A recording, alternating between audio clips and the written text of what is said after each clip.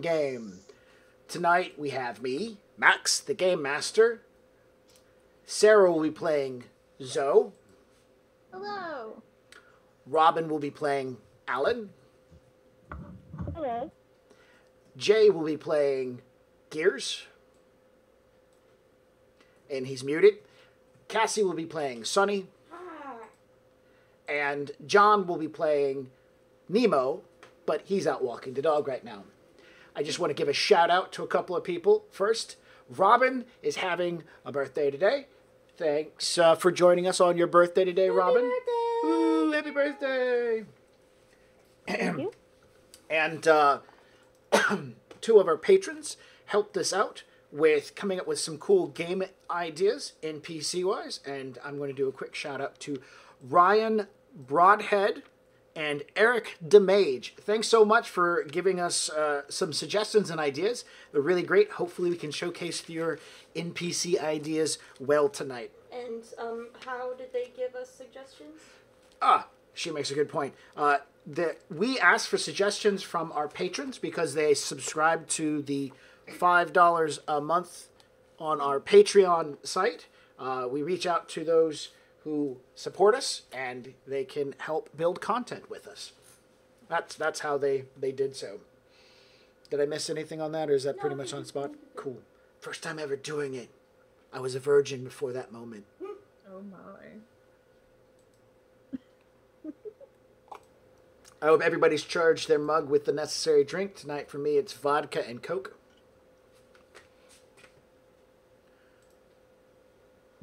I'm only on soda tonight. Oh my. Well, I'll drink one for you. Excellent. I might get something. I ran out of bamboo, so. Yeah, and it's top shelf, so it's not cheap. Ugh, yeah.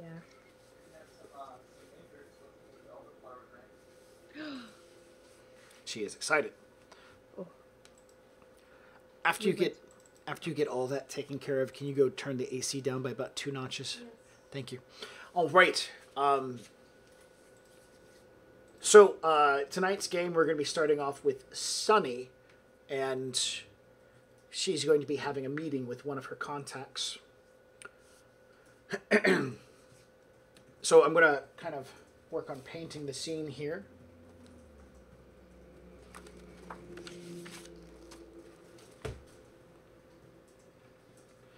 Do. I zoomed all the way up. There we go. There we go. Oh yeah, so my dice roller working. My dice roller is working. No, it didn't work.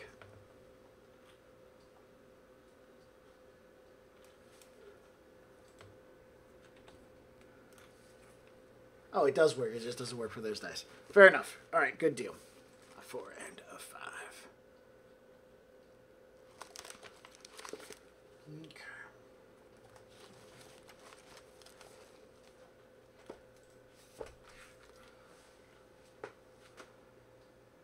Are you ready, my love? No. Okay, she's still not ready. Can you do something else? I can sing it and a dancer. Let's see. Something else while we wait for Sunny to catch up. Sure. We'll go to Robin. Robin. Alan has recently been slightly unoccupied with events. What is? Let's just do some background catching up, because I remember, like, last game session we played, there was some stuff going on with Alan. It involved Valentine. Yeah, that was the night he was actually going to the club with Odysseus. Oh yeah. He went to her and he told her, I might not be available for a bit as there's something really heavy going down, and that's when she hit him with her news, and he got. That's right. You guys were going. Yeah. You guys wanted to be going to the nightclub. Refresh my memory. Why were we going to a nightclub again? other than just to go out? Because Alan, because between them, Alan and Odysseus identified and found the girl who was slated to be snatched. Right. And Alan kicked her a notice, and he knew because he figured out she was, 1, big in the club, 2, a major coupon clipper, and 3, loved new things. So he kicked her a new club with the honor all competitors deals. Right. And so you were planning to be there with Odysseus and run interference. Paul. Yeah. Yeah. Paul and tell him, I don't know. Try to find. You should be looking for another line of work, or else. Excellent. Okay.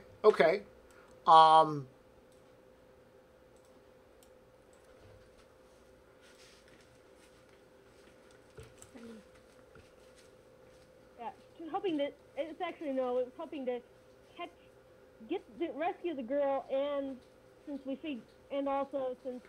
he figured they were planning on snatching her soon, hopefully catch some other guys. Okay.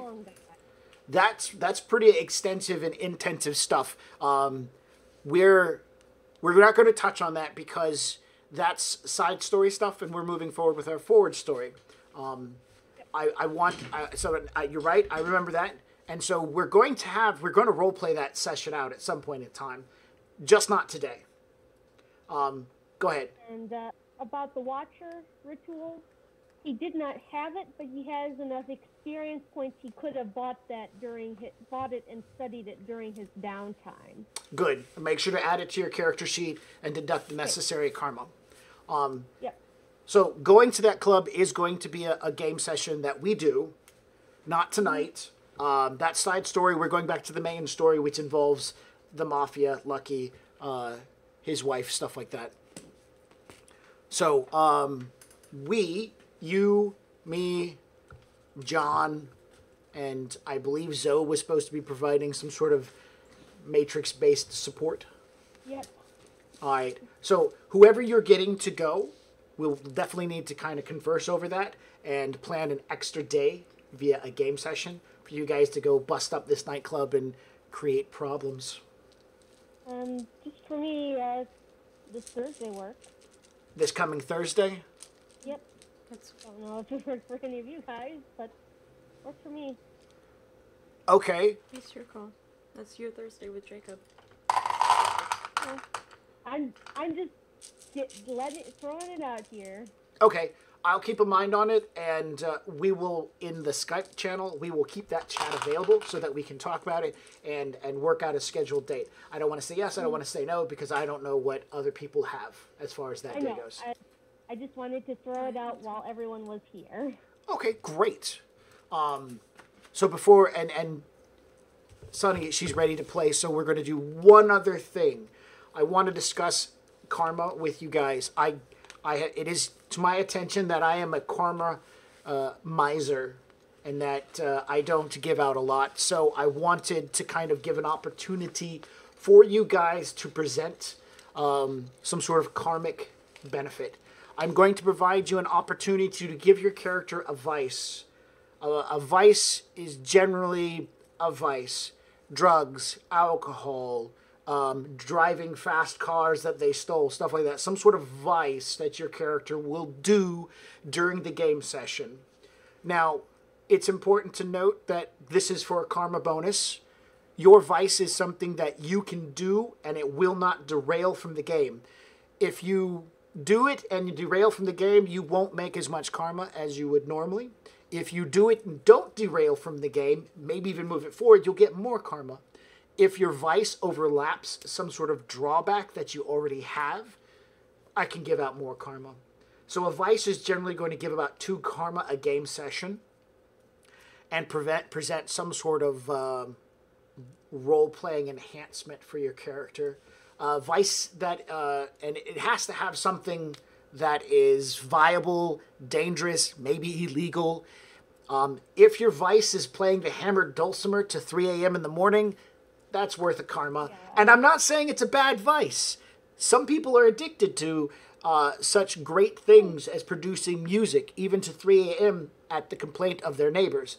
But as far as the game goes, that's really not something that shows, I guess the word I would say would be character or growth or some sort of quality of character. So keep in mind an idea for a vice. If you come up with one, write it onto your character sheet. Let me know in either the chat or on Slack. So that, and make sure to write it with your character information. Don't just put it in the general chat on Slack. Does doing drugs count as a vice? Hell yes. I already have that. Then you should do it. Okay. Every game session that you do your vice, you get karma. But your vice has to have some sort of effect in the game. It's like... Can you go back to the times that I've done it before? No, this is moving forward. This is moving forward. So like, like doing tempo and having those effects be part of the game, those were awarded because it helped move the game in an interesting way. Well, now I'm making it part of the game as you're like, hey, I did my vice, therefore I get karma. Did you talk about derailing? Yes. We want to make sure that your vice doesn't derail. If you feel that you can't enact your vice because it will derail from the game, you've got to try to work it in somehow, shape, form. It's not an easy answer, but I'm trying not to be so miserly with karma. I don't know why. Just trying to make sure the characters have. I started looking at some long-term like role-playing game stats and stuff like that. You could just be like, hey, here's 5 karma, guys. He's right. I could. All right. So think on your vice, and if you come up with something, if you don't want to care about it, don't care about it. Don't do it. This is an option. All right. With that out of the way, I'm checking my notes. One line. All right.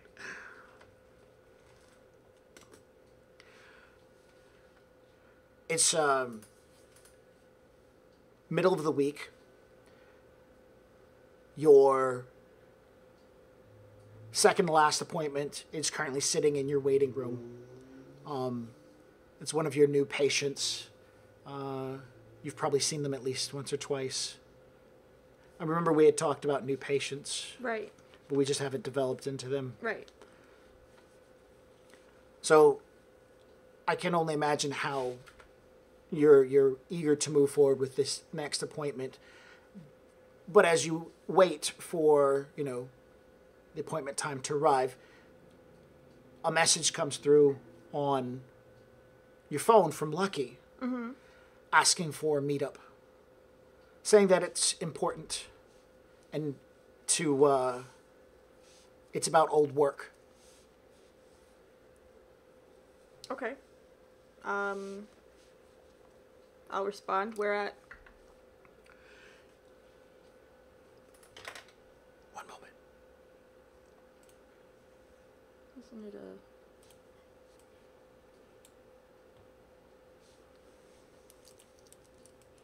Something to write with, please.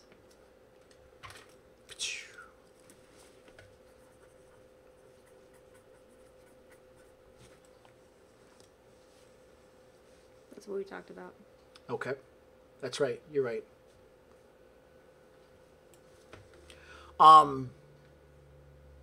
Leo's pool hall.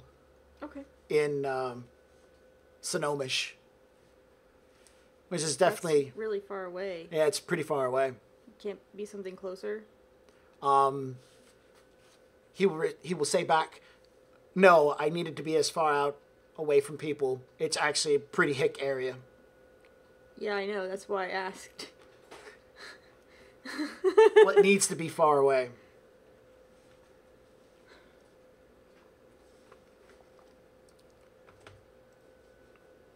When? This afternoon. Or sorry, this evening. Yeah, he'll say this evening. You buy me dinner? They have corn dogs there. Mm-mm. I think they might be real. No. I have to drive from the office, like, right after I'm done with this appointment. I'm not gonna have time to stop anywhere. I'll pick you up some stuff from someplace fancy. Thank you.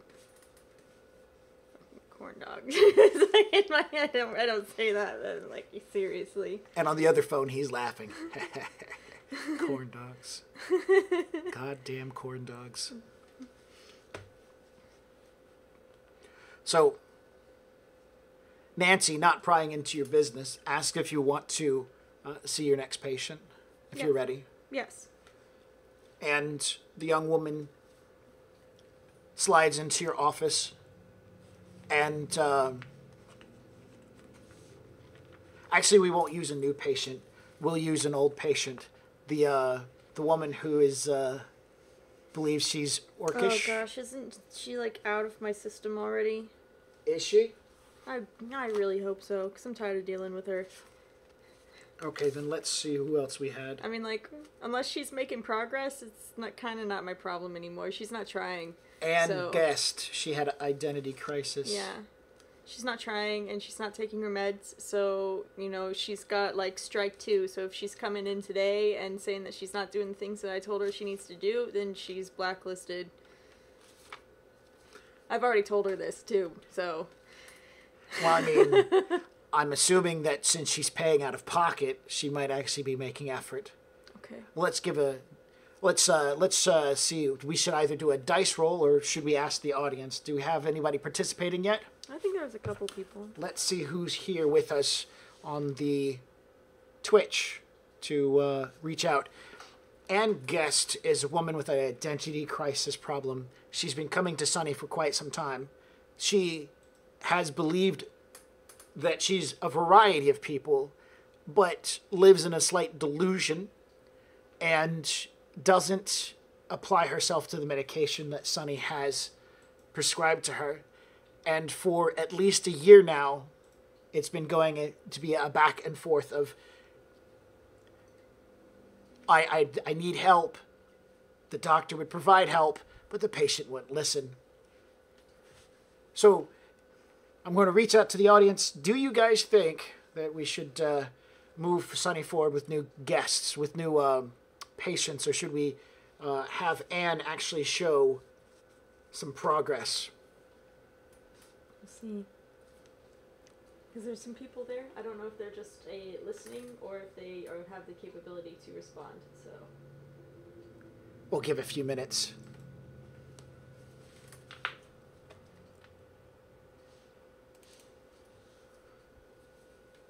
I think they probably can only listen. Well, we're going to do a dice roll. High, she's made efforts. Low, she's still trying to just get sympathy. okay. And that's within 5. So a 12 is about average.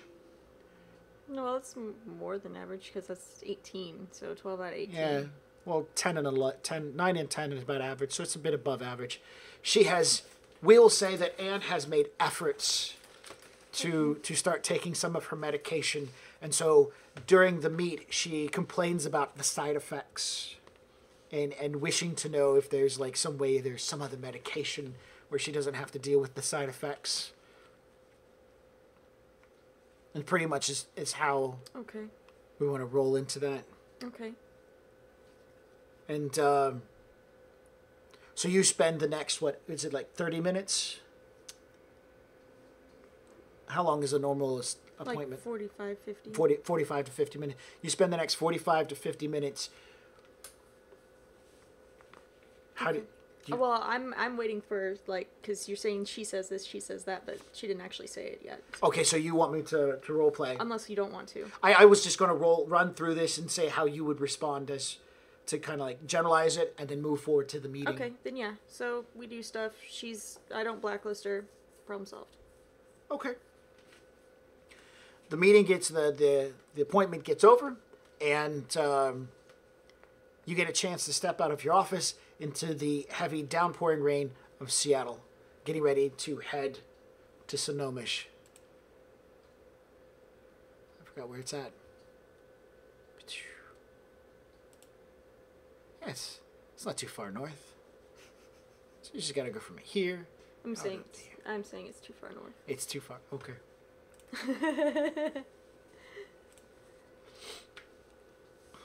So the drive through the Seattle rain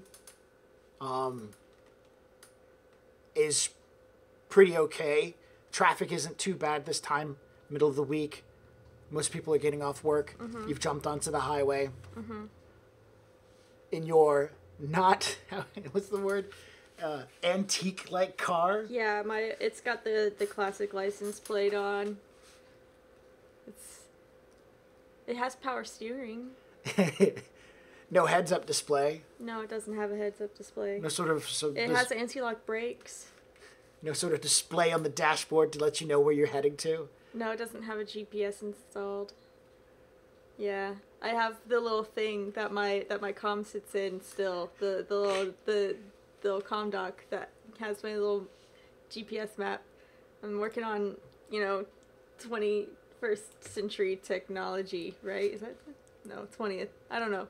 Early 22nd, 21st century. Yeah. So yeah, that's what I'm working with. Oh hey. Thank you. Hello, Mr. Drakar for the win. Excellent. So, yeah, that's what I'm doing. I don't have the fancy cars, not because I can't afford it, but because I just don't. I don't like it. Yeah. Okay.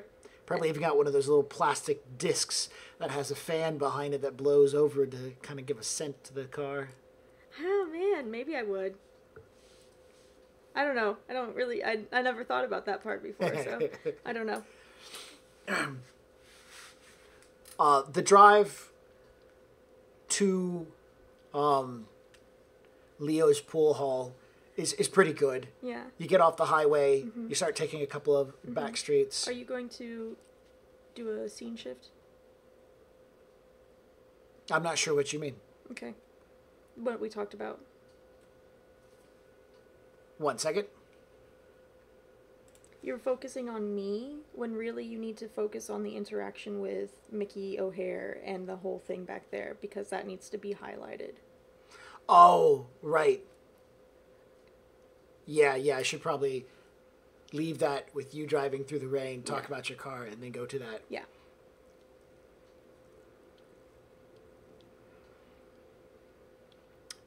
Because that's how I thought we were doing it. Yeah, that's how we were opening it. Yeah, no, you're right, we were. I completely forgot all that stuff. Okay, well, get back on it then. Okay.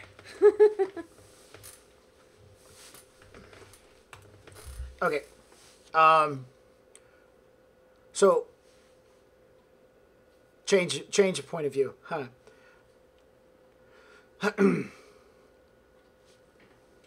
The pool hall, Leo's pool hall, is set in a deeper part of Sonomish, closer to the Barrens, and definitely inside of more rural parts of Sonomish. A few apartment complexes for lower, middle, lower class, as well as local schools, some businesses. Inside the pool hall, we find that it is a nice decor of early 21st century icons, poster boards, pool tables, non-holographic pool tables. This place has real balls. And Lucky is there with two other individuals. One, a very large, well-built man. The description's online. Actually, it's in my book that you have. Okay. Thank you.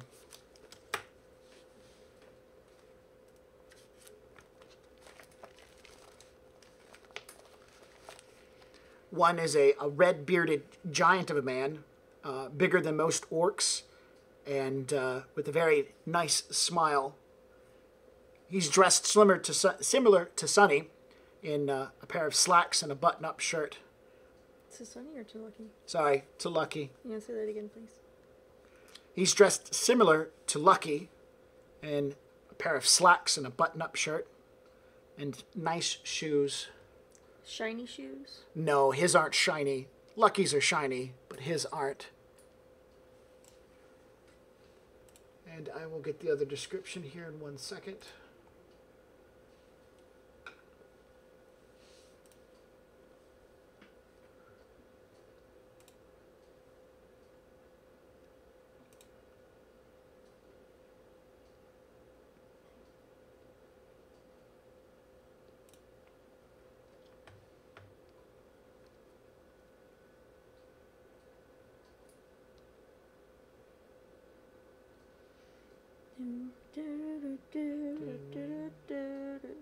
We have a lot of notes this time around because we've got a lot of really cool information about the NPCs that our patrons have gave to us, so we want to make sure that we do it justice. So that's what's going on with these little pauses. So yes, guys, if you ever need me to do my world-renowned Sandstorm rendition while you guys are looking at notes, let me know. Yeah, I mean, you can go ahead if you would like to entertain our patrons. That's what's playing whenever Sunny is rolling up. Sunny walks into the bar.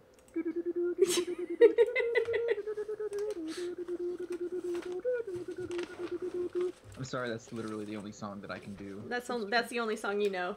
Yeah, it's totally on repeat all the time in my car, at my office, while I sleep.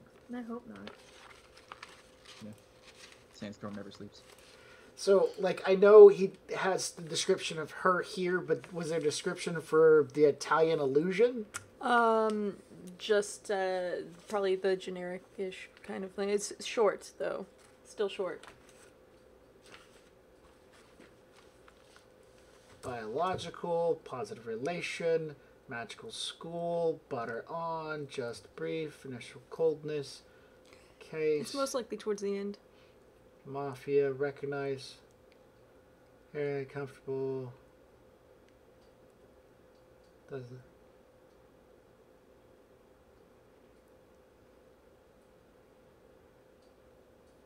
Yeah, I don't see it. it's just the last paragraph. I'm pretty sure. So that is up to you. And I'm just gonna go about the this line.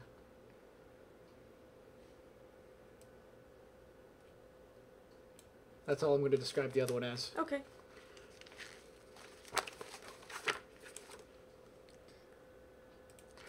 Okay, so Lucky sits at the bar at this pool hole. A thin layer of smoke from long hauls and cigarettes drift through the middle of the room. With him are two other individuals. One, a red-bearded giant of a man, bigger than most orcs, dressed like Lucky in a button-up shirt and slacks, and nice shoes. And to the other side of Lucky is what looks to be a stereotypical whitish Italian heterosexual male. Do you remember what we talked about?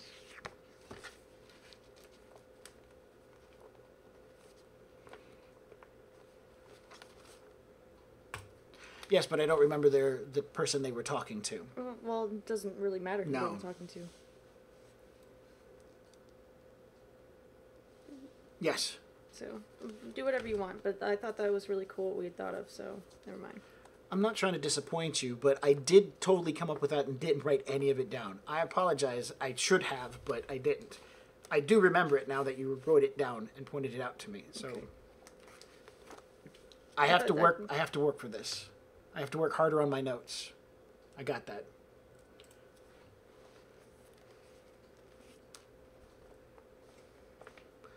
Yeah, man, notes. They're really important.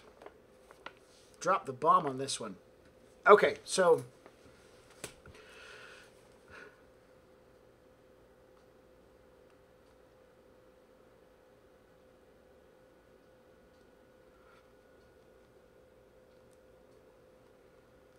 Yeah. I think that your character coming in would have been a better intro to it. I'm trying to think of the rest of the setup.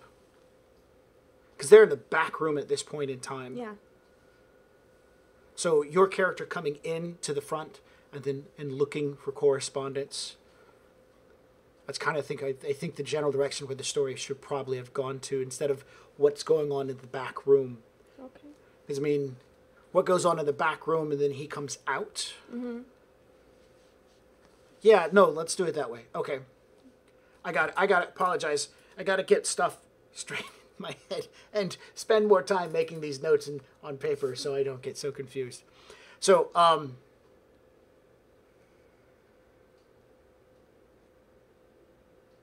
Leo's is a nice bar. I've given enough description for the front room. We're just going to kismet the part that Lucky and his associates are out front. It's just a nice bar. People are enjoying themselves. Our attention is going to be changed over to the back room of the actual bar, or another room of the bar where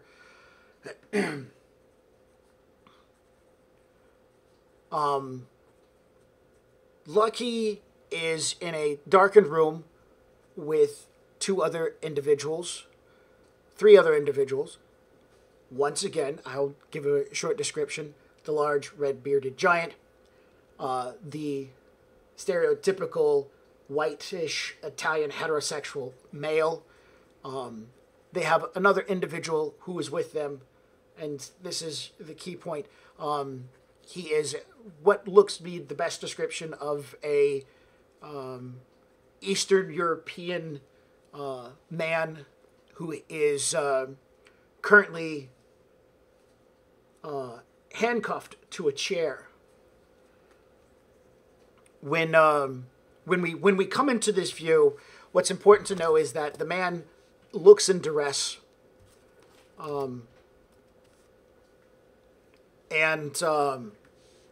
he's not doing okay. You can definitely see that he is the target or the subject of both Lucky and these two other individuals' attention.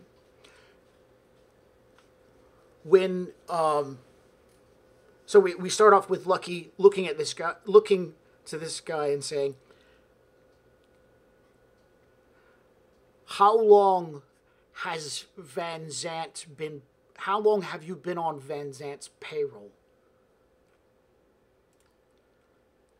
I mean, was it when I was still here in Seattle, or was it after I left? I'm trying to build. Do you know what a timetable is, Tommy? The bewildered, balding man in his early 40s.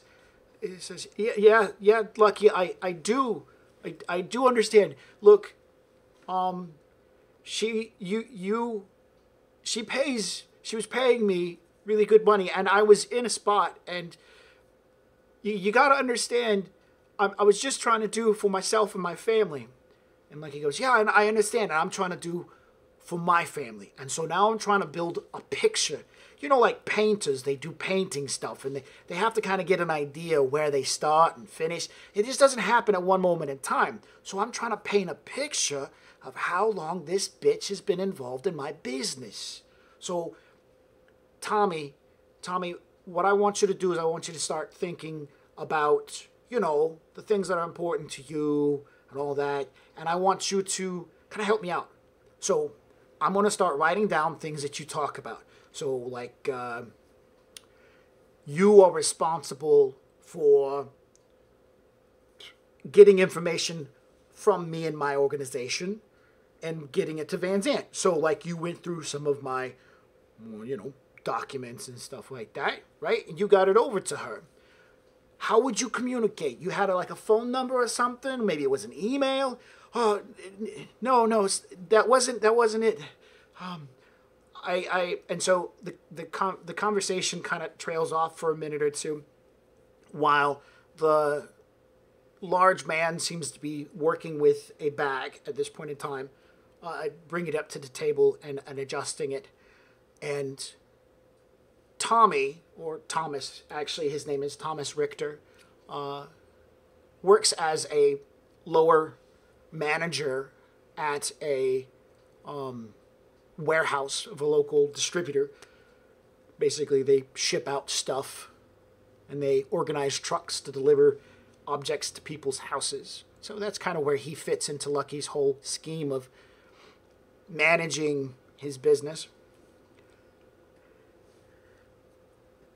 And Thomas will tell, no, she would just show up. There's never any set time or anything.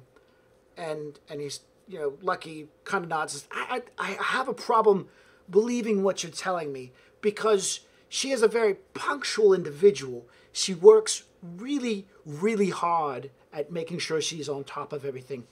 And so I need numbers, I need phone numbers, I need to have account information, I need passwords. And I need you to tell me these things because if you don't cooperate, you might be less of a man, less of yourself when we get done here today. I want us to leave and part ways, and so that you can go, I want you to be fine, I want me to be fine. I don't want bad things to happen here, Tommy. And Tommy has this look, and it's a distant look of acknowledgement that things are about to get bad, but how bad can he possibly be? Death is an option. Maybe maybe Lucky will kill him.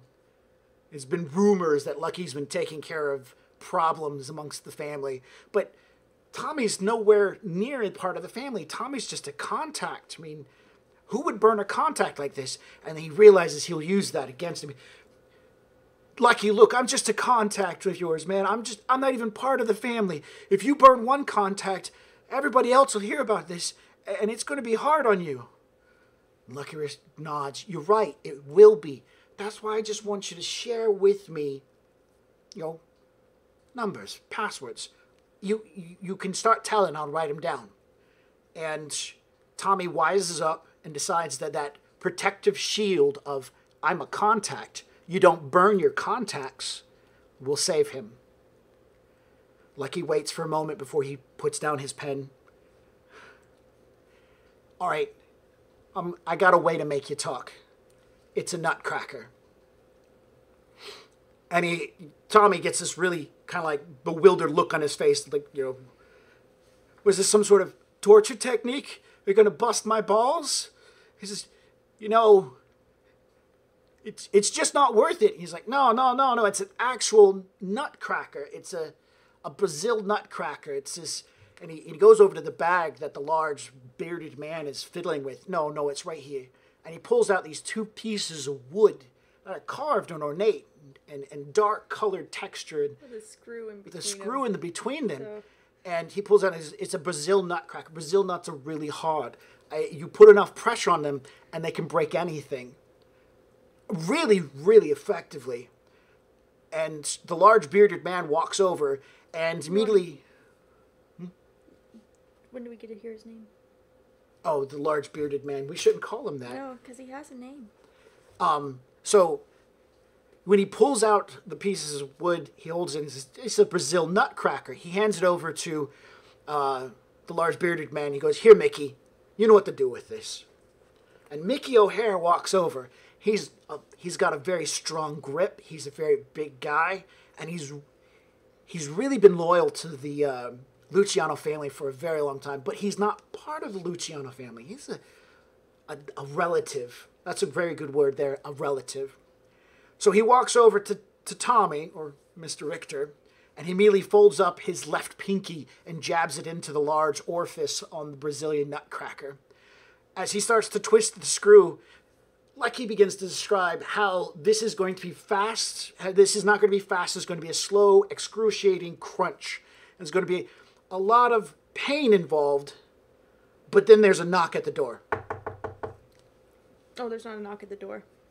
There's Ka has a watcher. Oh, she doesn't need a. That's right. That's right. There's no knock on the door.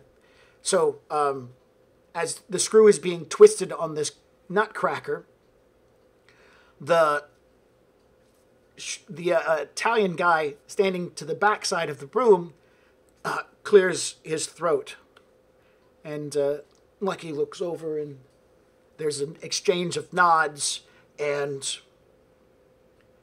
Lucky will tell his guest, you stay right here. Mickey's gonna do some talking with you, and if you come up with anything worthwhile, let us know. We'll write it down. And so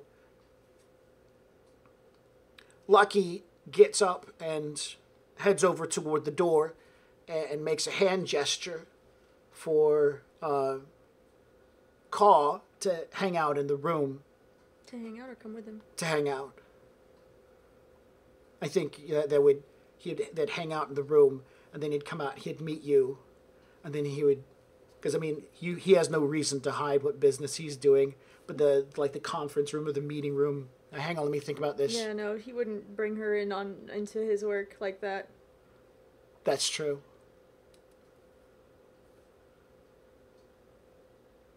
So Caw would come out with him, and Yeah. then they would go into another Private room. Yeah. So, so it's like an exchange of head gestures, nods, and then Caw, the little Italian guy, steps out the door behind Lucky as they step into the smoke-filled billiard hall. Pool hall. Billiard sounds too British. Yeah. Pool hall. Across the room from where they stand, near the bar, is a woman that the Lucky intended in seeing, and that would be Sunny. Yeah, So give a... So yeah, I'm up at the bar. I've ordered myself a dry martini. Just hanging out, waiting for my quote unquote date to show up, because I'm kind of hungry. And I'm wondering why the hell we're all the way out here at this like dingy little weird pool hall. Dry martini's not really that dry though. They don't really have the best vodka, so that's okay. I just told them to just dump a bunch of olives into it, so that'll cover the taste. yeah. Okay. So as you wait by the bar, either the bartender's actions or you're noticing, but you can see Lucky step out of a side door to this room through the smoke. He's the only nice-dressed individual. Well, two nice-dressed individuals. Him and the smaller individual with him, another mafioso. I don't recognize. That you do not recognize. Everyone in the pool hall is either in blue jeans, t-shirts, or flannel shirts with cowboy hats on or trucker hats. So the man who's like 2 or 3 seats down the bar from you keeps like looking out the side of his eye or in the mirror checking you out because you just got off work. I did. So yeah, I'm still wearing my, professional style, clothes. Yeah, I'm just got my. Let's see.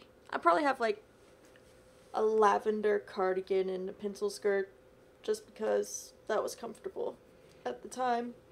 But now I feel somewhat overdressed. So yeah. Lucky wanders through the maze of tables till he gets up to the bar. The bar is elevated above where you guys are at. Where you're at, the bar is above where he's walking. So he's looking up to you. Hey, Sonny. Glad you could make it. Hey, Nick. So what's the occasion? This is a really interesting place. Oh, yeah. I got the food in He's the like back. looking around like, interesting place, yeah. I got the food in the back. We got a private room and everything. Oh. Got it all taken care of. He gives a nod to the bartender, who gives a nod back to him. And you can only imagine that somewhere on that very large gentleman is a large a collection of cash that was dulled out by Lucky when he arrived. Okay. Some sort of Sounds good. engagement. So you walk through the tables. Yeah. And you get to the door that he stepped out of is not the door that he goes back to. Oh. Okay. And There is a gentleman. You must have more than one conference room here. Yeah. This is a much bigger place than she would have been anticipated. Yes, Look and at you this. you can rent out these rooms for conferences and business Yes, calls. and occasionally a pool game. Yeah. A local gentleman who probably works here. He seems rather large. He's orcish and mostly wearing denim. He stands by the door Lucky came out of. He seems to be, and by the way he's standing next to the door, he would be able to reach down and block anybody reaching for the knob. So you assume that he's there for a purpose. Ah, okay. You guys walk to another door at the back of the room. The smaller Italian individual, steps forward, opens the door, and you guys walk in. Inside, the room is a lot cleaner. Some sort of air recirculator is running, so making a bit of noise. And you notice there's a white noise generator sitting on the table. On the table, there are steam boxes, or basically delivery boxes that keep their temperature of food and stuff like that. And you see Japanese markings on them for a sushi place. Oh, good. Don't have to eat some weird corn dog, soy dog, everything. Are which you I saying that out appreciate. loud? Yeah. Which I appreciate. He's like, yeah, I get it. I mean, I figured Japanese would be better. It's not like I got Thai or anything. God, that stuff's disgusting. Okay. He walks toward the table and pulls a chair out for you. So how's it going? It's going pretty good. I see you got some new faces. I do. He kind of looks over and says, directing toward the Italian individual, he says, take that off. You look much better without it. I prefer, we're amongst a good crowd. You don't have to do all that. And the Italian guy nods, but at the same time nodding, the physical mask that was covering him up disappears to a dark-skinned African woman wearing a black hoodie and black pants with are accented by red sneakers. Her face and whatnot sinks very well into the hood itself, so you can't tell if that's magic or not, but she definitely has a very dark appearance to herself. Like she could easily blend in the shadows, save for her worn sneakers underneath. And so yeah, he goes, call Sonny, call. Oh. Mickey's in the other room. You've met him. Yeah. So. He's back in from out of town. I called him to give me some help. Oh, good. And did he bring you along? Hi, I'm Sunny, and I'll reach over and my hand to introduce myself, I suppose. Yeah, I can see. I can definitely see her reaching out to give your hand a quick shake, but I don't see her saying saying anything in response. Just like a quick smile, like a quick nod. Like, yeah. Yeah, she's a friend of the family, another relative. Came out of smiles, doesn't say anything. Come a distance to give me a hand. I mean, I trust you and everything, but you got to keep some stuff. I understand. Well, I'm glad to know that you have friends in other places, family in other places. That's good news. The Lucianos have made good with a lot of other families around the country, in the different countries. So, if you're hungry, we can eat now and then talk, or we can talk now and then eat. I really don't care. I'm gonna eat now. But we can talk while I eat. I don't like that. Okay. So yeah, I'm gonna start eating now. That's like, yeah.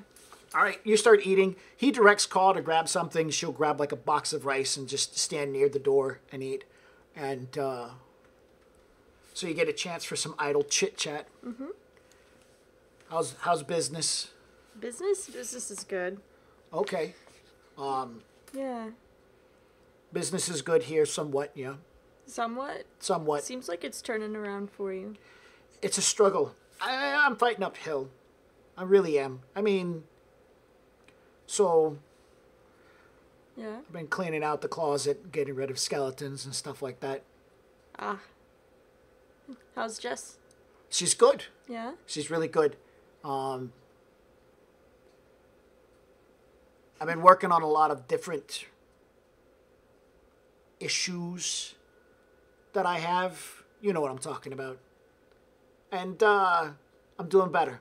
Good. I'm doing real better. Glad to hear it. I mean, we haven't seen each other in a few weeks. I was starting to wonder. Well, you know, a man's got to work. I mean, you got stuff to do, I got stuff to do. That's just how it is. I mean, we'll get a chance to hang out sometime soon, I'm sure. Yeah, I believe it'll be on the 8th at about 2 o'clock. Yeah, that's true. That's true. Kind of looks at his phone for a minute. Yeah. Need to set a reminder on that one. Yeah. Don't want to miss it like last time. So you guys have you eat. Yeah. Casual Yes, conversation. He talks about how Jess wants to go to the islands sometime soon. He would rather go back to Miami, but she really wants to go to the islands. which islands?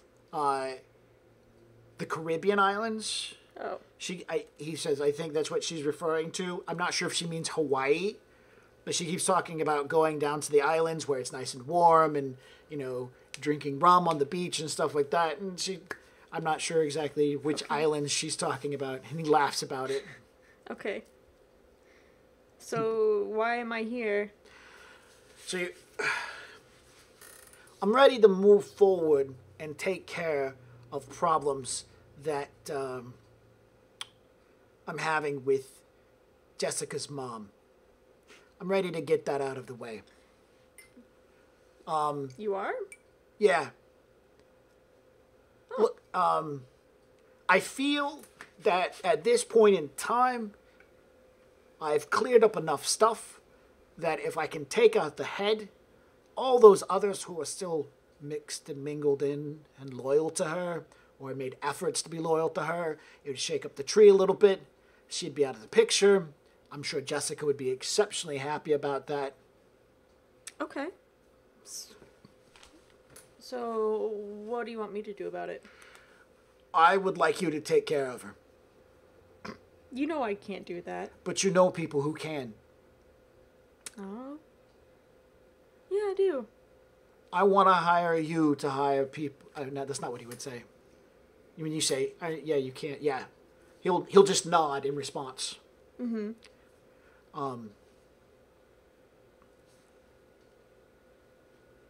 I don't really care how it's done.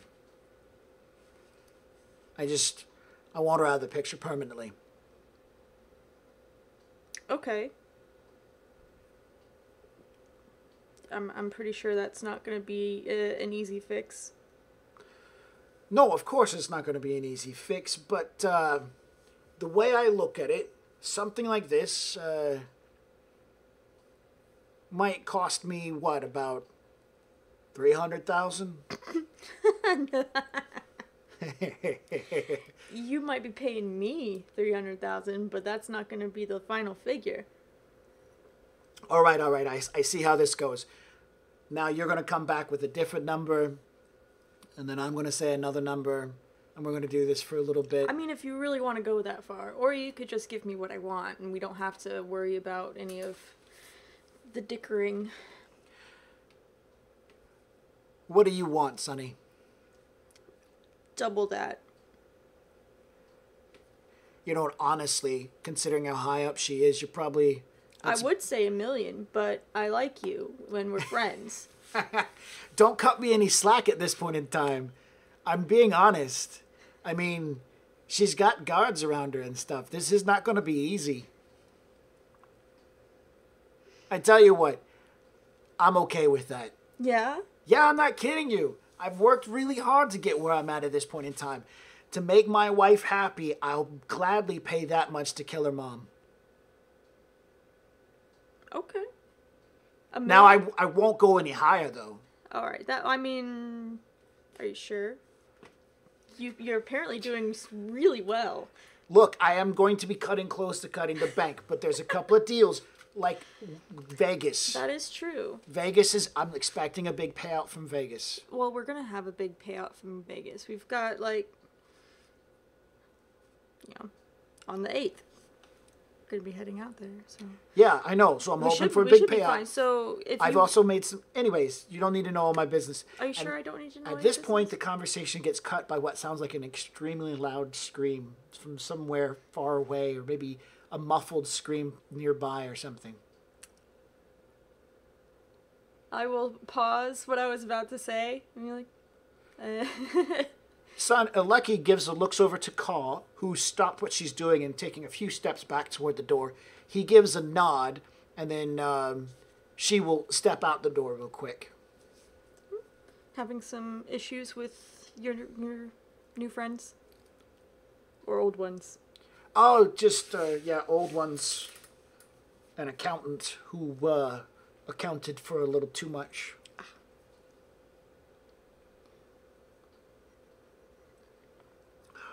It's nothing to worry about. Okay.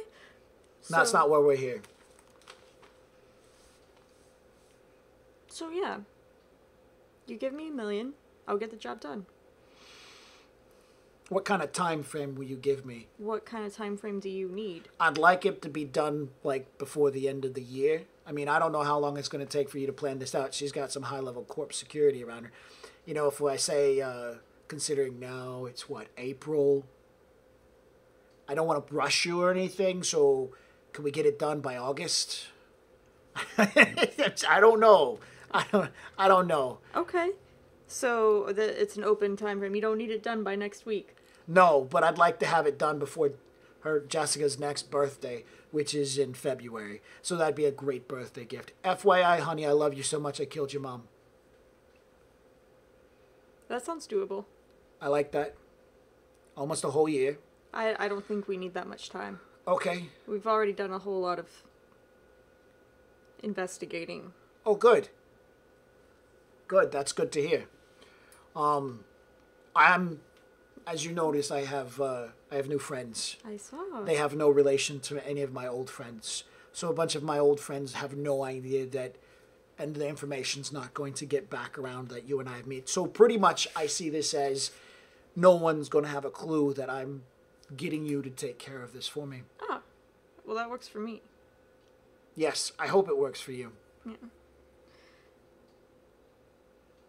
Good. I think we'll be all set. We're going to Vegas before you take her to the islands, right? We're not gonna have to like work around that. Because we're gonna be on a time crunch soon. So. I'm thinking about making the whole island thing set back somewhere near like July, end of summer. I mean, it's going to be packed. About this time, Claw comes walking back in. Small, lithe figure that she is. She's dwarfed by a very large, red-bearded man, Mickey O'Hare. A gentleman you've met only on rare occasions who comes in and out of town. That's the phrase. You don't know where he's coming in and out of town from. He just comes in and out of town to help Lucky out. Okay.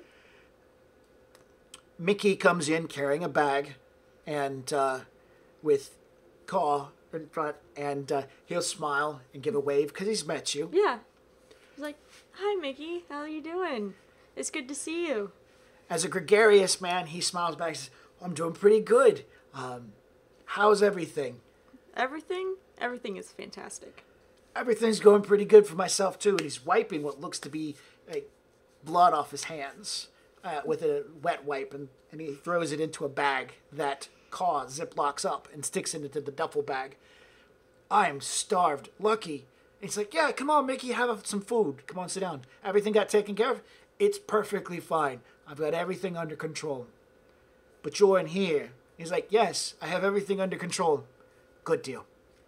And then Mickey will sit down to have a nice meal with you guys, and he's like, "Oh, So, Moogle Guy Pan, I love that." You know, he's like reaching in, grabbing some rice and pouring it, and he's got like pouring boxes together. making a mountain Yes. out of boxes. Oh, take out. Yes. Okay, so yeah, so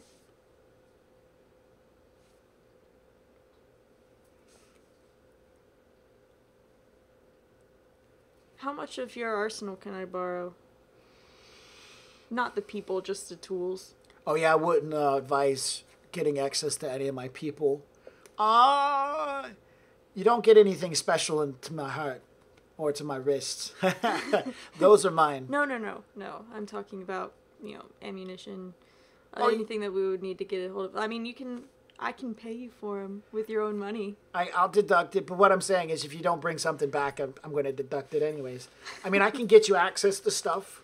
I got phone calls I can make. I mean, what do you get an idea what you need, you look me up. Actually, you won't look me up. He fishes into his pocket. He pulls out a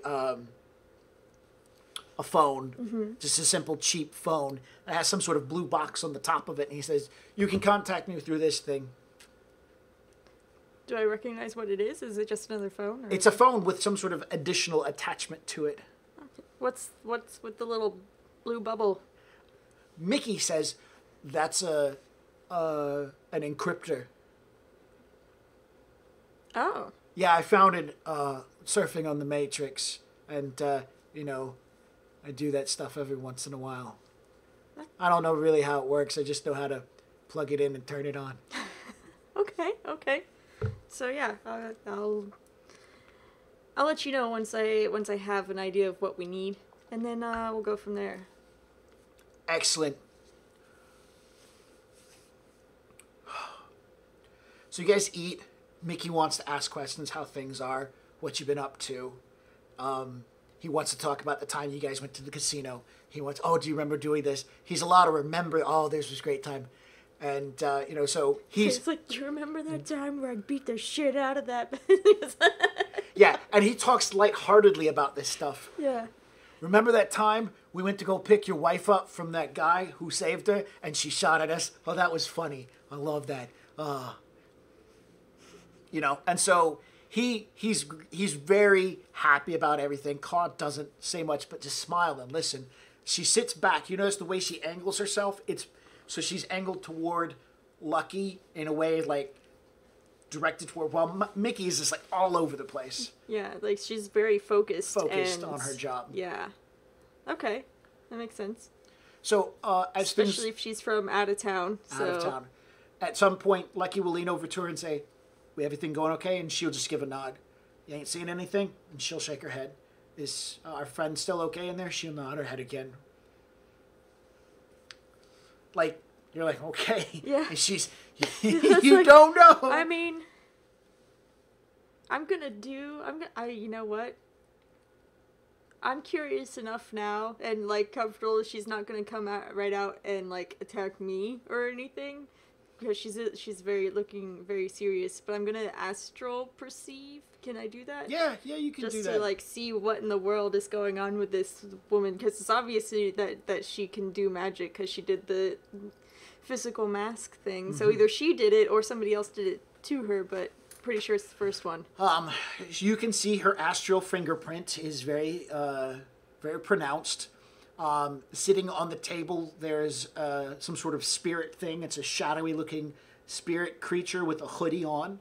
And you see another one poking its head in and out of the wall nearby, physically forcing its way through the wall and stuff like that. I imagine that, so your short perception, she's looking around astrally. You can see that's why she's so resolved to being sit back, as she's astral perceiving the whole area at the same time. So that's pretty powerful stuff, is it? Yeah, you see that she's pretty potent. Now, mind you, Ivan dwarfs her. She is powerful in comparison to you and Alan. She's pretty powerful, but comparative to Ivan, she's nothing. Ivan was just ridiculously strong as a mage. And also really stupid. Yes. All that logic and intuition and no real inside of a teenager's body. Yep. All right. Okay. Or Pollux. Pollux she's on the level with Pollux. That's a good example. All right. So the meeting pretty much gets to an end. Yeah. And as it's coming to a close, Lucky will say, so what happens next is these guys can't be around as I'm going to go do what I'm doing next. So they're going to go with you. Oh, okay. Okay. when you need them. If you need them now, you need them later, whatever it is you're going to do. But they can't be hanging around when I go take care of what I got to do. I got to call in other people. All right. So he gives you guys a nod. Don't worry about this mess. Leo is going to clean up everything. Okay. Well, I'm gonna make I'm gonna send a few messages, and then, see when I can get everybody together, then I can let them know when to, meet up with me. Sure, take your time. He's going to get up. He's going to say his goodbyes and head out the door. Mm-hmm. And so Caw and Mickey are just going to hang out. And Mickey looks over to Caw, everything, and just gives like a knowing nod, and she just nods back to him, letting him know that everything's okay. Because you realize she's watching, she's got spirits and magic and juju shit flying all over the place. Exactly. So I'm gonna let her do her thing, because that's not the kind of thing I do. So, but yeah, I'm gonna start sending out messages to my the people I think will do good for this particular thing. First thing, I will be getting in touch with Zoe, because she's the one that has had the most involvement in finding out stuff on Van Zant, so she's gonna have all of that data still, and you know, she's giving it to me, so she'll be my number one. Metalink. It's an encrypted Metalink. I was wondering, it's like, and when he said encryption, I was like, oh, that's cute, because, you know, the one that she uses is automatically encrypted, Yep. so it's like, I didn't know you could get those things for Metalinks. Okay, so yeah, I'm gonna be sending out messages to, let's see, to Zoe, probably Alan, because we'll probably need to have him do some, you know, a little bit more of the subtle investigative legwork stuff. Probably gonna need, let's see, probably gears, because, you know, we might need a driver, and also he's really good he's getting a lot better at drones and stuff, so yeah, you know, having that will be an asset. And then I think I will get in touch with Nemo, and you know, see, hopefully I have the right number for him now, because I know that we switched over, so I should have his new number now. And yeah, so I'll send messages out to them from my encrypted phone. Your new encrypted phone? No, from your my personal one. And see what, you know, say that I have a job and I'd like to meet up with you all. All right, so that's the message you send out to everybody. Mm-hmm. As you're doing all that, Mickey will reach over and grab the Metalink. Oh, hey, I went ahead and I've got some information on this thing that I bought and put on there. It's also, yeah, Lucky would have told you this. Lucky would have told you that the Metalink that he's handing you is encrypted. O'Hare would have explained it, but he also put a fake ID on it. And so all the money will be wired from him to this Mr. Morales, who the phone belongs to. So the phone belongs to Demetrius Morales, a 75-year-old ex-banker. Okay. So, and then you have access to all that information. You can then move that money around. Excellent. So that's how that's going to work out. Okay. So yeah, I'd like to meet up with everybody before the end of the week. That's what I... So we'll say it's Wednesday. Mm-hmm. So that's like what, Friday? Yeah. 2 days. All right, so we're going to go around the room real quick. We'll start with Gears. You are hanging out at your warehouse. Dirt-covered windows across the top side. It's raining. You're watching TV shows with the girl, and your phone, your business phone, goes off. Yeah, hello. Oh, it's a message. It's not a... Yeah, I'm not calling people right now, because I'm... It's a text message, and it's from Sunny, and it says... It's like, might have some work. need to meet before Friday. Anytime, so, like, what's your availability? Yeah, I'm available. I'll text back. When, question mark? Anytime? Anytime. Okay. So, yeah. Well, then I guess I don't need to worry about when he's available. He'll just come You're whenever. like, oh, that was Okay. easy. Now it's Moving easy. on. Yeah, exactly. Your roommate will snuggle in a little bit more as you guys are watching on the tube, and she will be trying to look over at your phone to see who you're texting to. Yank it away from her. Yeah, Playfully, with a smile on my face. But she frowns and says, "You've got work?"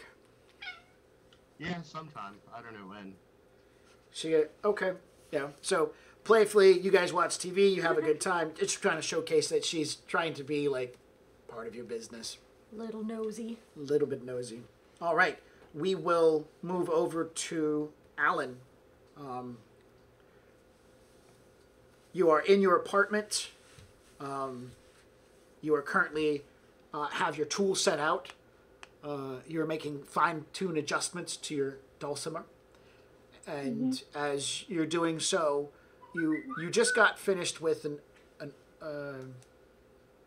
early morning going over some more information that you recently procured relating to the case when your work phone chirps up saying that there's a message. Of course. At least it wasn't glass blowing. Hello? It's a text message. I don't know why you people talk to text messages, but okay. It's a text message from Sunny saying, I've got work. Can we meet up before the end of the week? Type out certainly. Where and when? Apparently everybody else has, like, no life. So, that's what it's just what she says. It's like when she's getting the second text message back, like, sure, where, whatever. So it's like, apparently no one else has a life but me. Okay. So, I guess, I'll message back. I was like, I'll let you know in a moment. So, I'm just waiting on the other two people to be like, yeah, we have no lives either. I was like, okay, well, then we're going to meet up at like 3 a.m. on Thursday night. Because apparently nobody else has a life. Which is in like 6 hours from now, people. All right. So you respond back. She says she'll tell you in just a moment. You put your phone down and continue back with your intricate work. She's not really going to do that. No. That would be funny. You return to your intricate work, and we'll slide over to a more seedier side of town where in a damaged building, huddled masses congregate and live happily, even though their life is very subpar. Amongst them is a German man with an identity crisis, and as you are sitting with your small friend, currently listening to her read a book, your work phone goes off. Yeah, I will try to check it without looking like I'm not paying attention. Because I'm pretty sure she's reading Everyone Poops, and she doesn't get it because she doesn't. Estoy pooping! Estoy pooping! Oh my god. All right, sure, yeah, I can imagine you could pull this one off. Yeah. And the Got a message... pretty good sneak roll, so... Yeah, and she's only at level force rating 1 spirit, so her stats aren't that great. It's a message from Sunny asking about your availability for a job coming up soon. Wants to meet before the end of the week. Okay, I'll message back, saying, I'm free from 3 a.m. Thursday night, until, like, dinner time Friday. Mm-hmm. Awesome. Just kind of say... It was like Finally, somebody Somebody. with a schedule. I have other responsibilities. Yeah. Oh my gosh. Okay. I So- know. These are the times my child takes me out for a walk. Yeah. Okay. Excellent. So it looks like it'll be Friday sometime. Okay, Or so else you, Thursday or Friday morning. okay, Thursday morning. so you're saying back Friday Yeah. Okay. Probably on Friday. But I'm waiting still. Okay. So, the last message, of course, the first message you sent out was to Zoe. Zoe, you are not at your house. You are in the wide, wide world of Walmart. There is the most coolest thing you've ever done.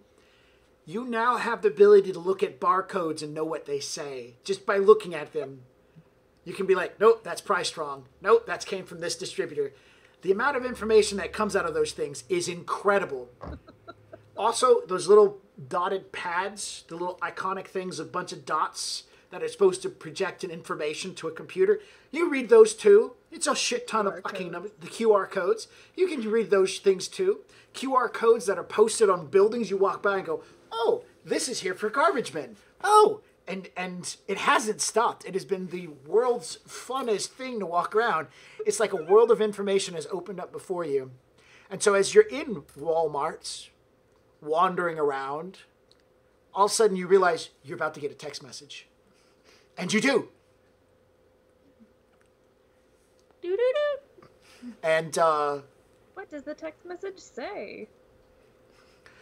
Sunny has some work, and she'd like to know if you're available to get together about it before the end of the week.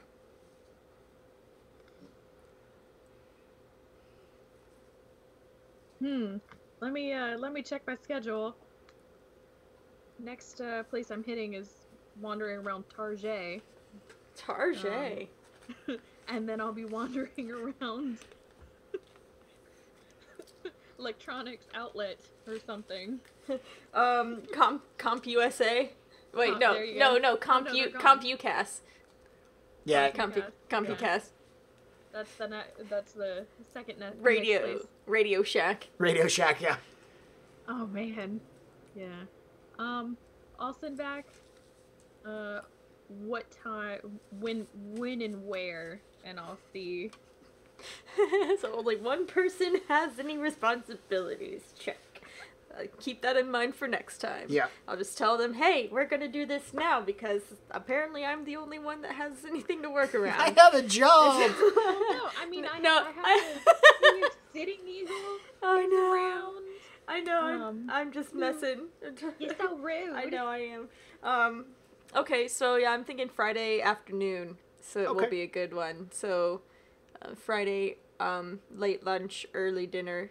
There's There would have been a perfect place to meet up for this too, but it's gone now.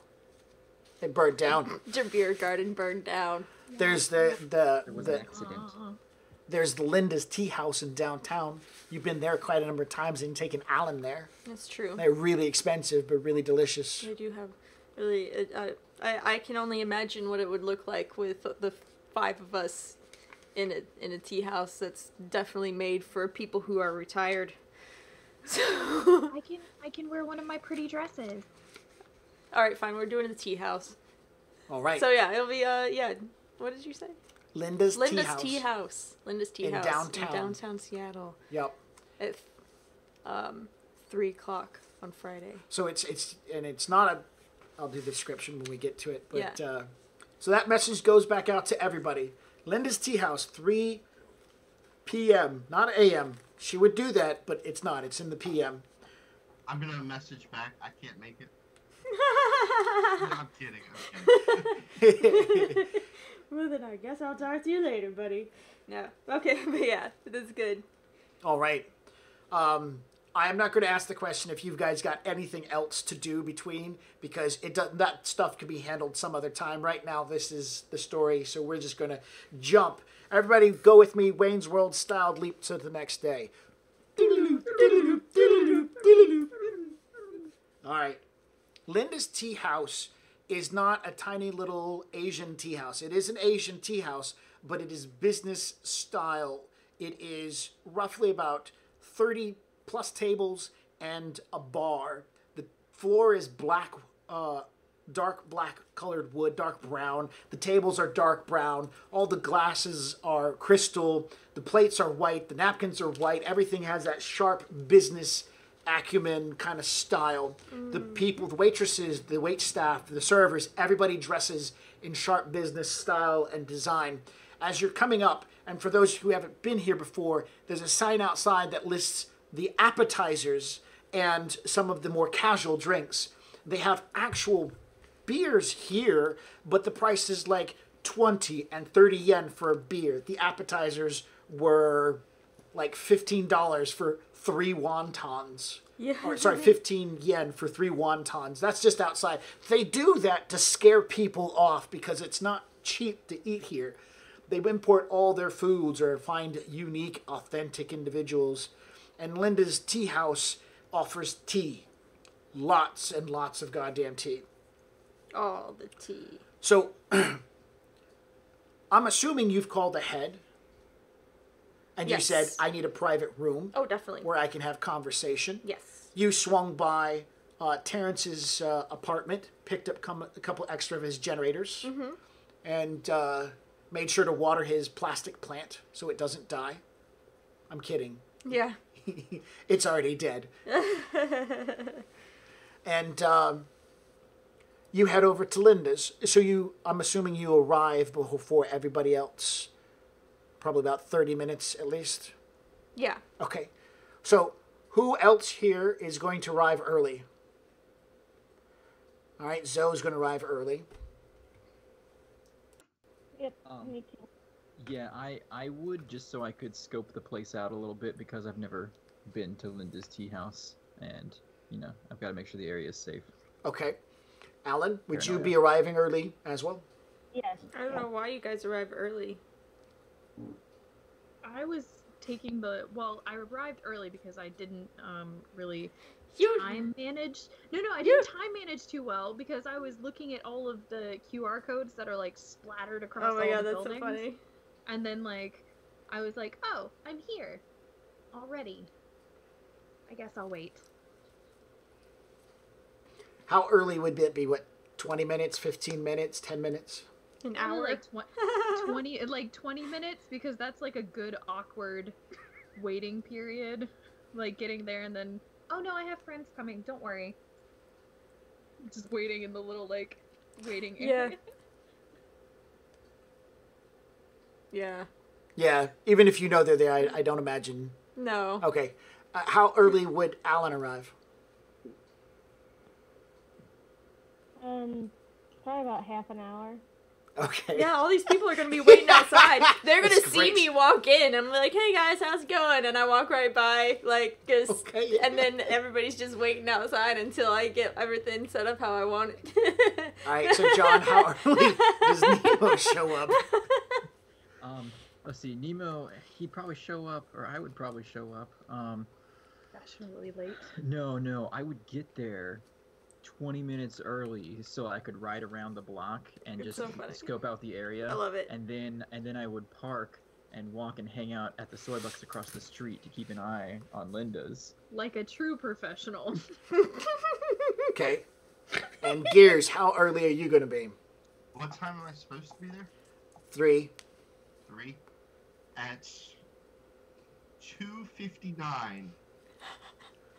Perfect. You hear the loudest squeal ever from coming from outside, and the longest squeal just and then the door closes, and then you see me walk in.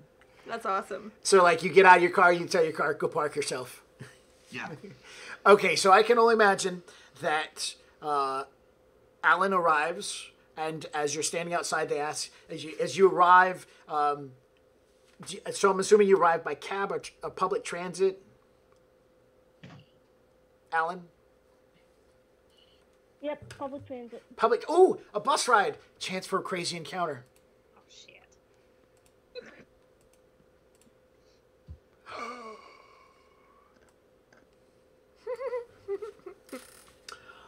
Okay.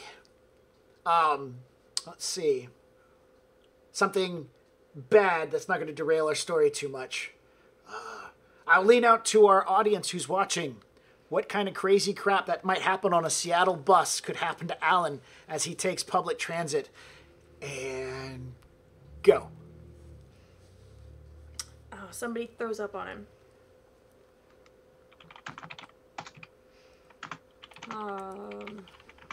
I don't want to do any thieving because that's going to derail.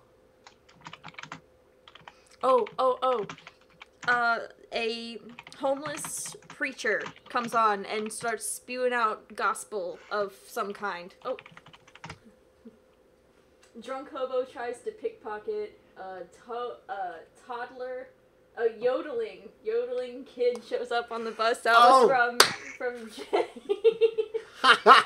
All right. Well, we're not going to do a pickpocket because that would derail things. I like the soapbox preacher idea. I like the yodeling person. I think a drunk hobo yodeler would be hilarious. I got it. So you got on the bus. It was about 2 or 3 stops, and a man came on wearing Southern Baptist style robes with a wide brim hat. As he got onto the bus, he has a Bible in one hand, Holy Cross. Go ahead. And he's got a portable, and speaking for the Neo Revival, he's got a portable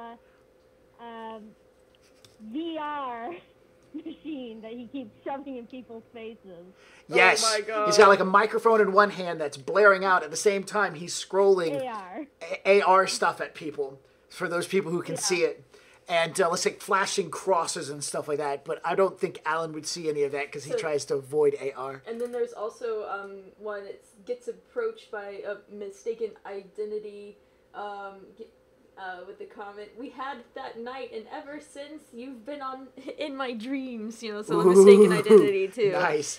So okay. There's a good one. So so any of those. So we are the preacher gets on and he gets to the front of the bus and he starts reading the gospel, and so that's the beginning part. He starts yodeling the gospel. He starts speaking the gospel. At some point, the homeless man across the way, who keeps saying, "Be quiet, be quiet, be quiet," realizes the preacher is not listening to him and starts to yodel loudly in the attempts to outdo the preacher with the megaphone. Or the microphone and the speaker. So it's getting really loud on the bus, but the bus driver doesn't seem to give 2 shits. He just keeps it driving. As you look at your phone to figure out how much more hell you can go through on your next 20 minutes worth of riding, the bus... He's just going to tuck his, tuck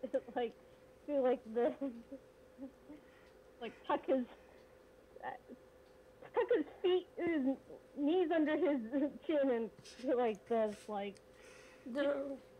All right. Why me? Why me?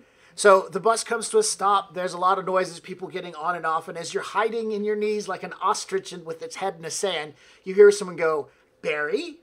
Barry, is that you?" And somebody reaches out and touches you on the shoulder, then sits down next to you. "Hey, Barry, how's it going?"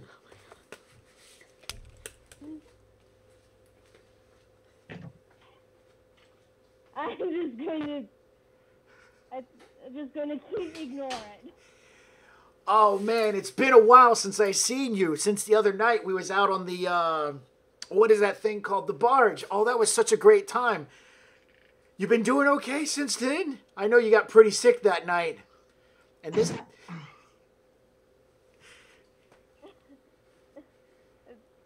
He's going to sort of put his arms out and do this to try and clear the guy out of his Whoa, calm down, Barry, man. It's all right. I get it. You know. So the rest of the bus ride. Do you want to abandon the bus? Or are you gonna stick it out? You're gonna stick it out. Well, this guy is very definitive that you are Barry, and when you get to the stop, he's definitely like, "Hey, well, I'll call you later." And as you get off the city bus, he's going to be as I walk out, I'm going to say, Barry's going to be very confused. You arrive at Linda's, And as you're walking up, you see Sunny walking into Linda's. She smiles and then smiles, kind of half waves, and then keeps walking in. As you approach the, what do they call the person that sits at the front desk area thing? Receptionist. Receptionist. As you approach the receptionist, she smiles at you, the young elven woman, and says, "How can I help you?"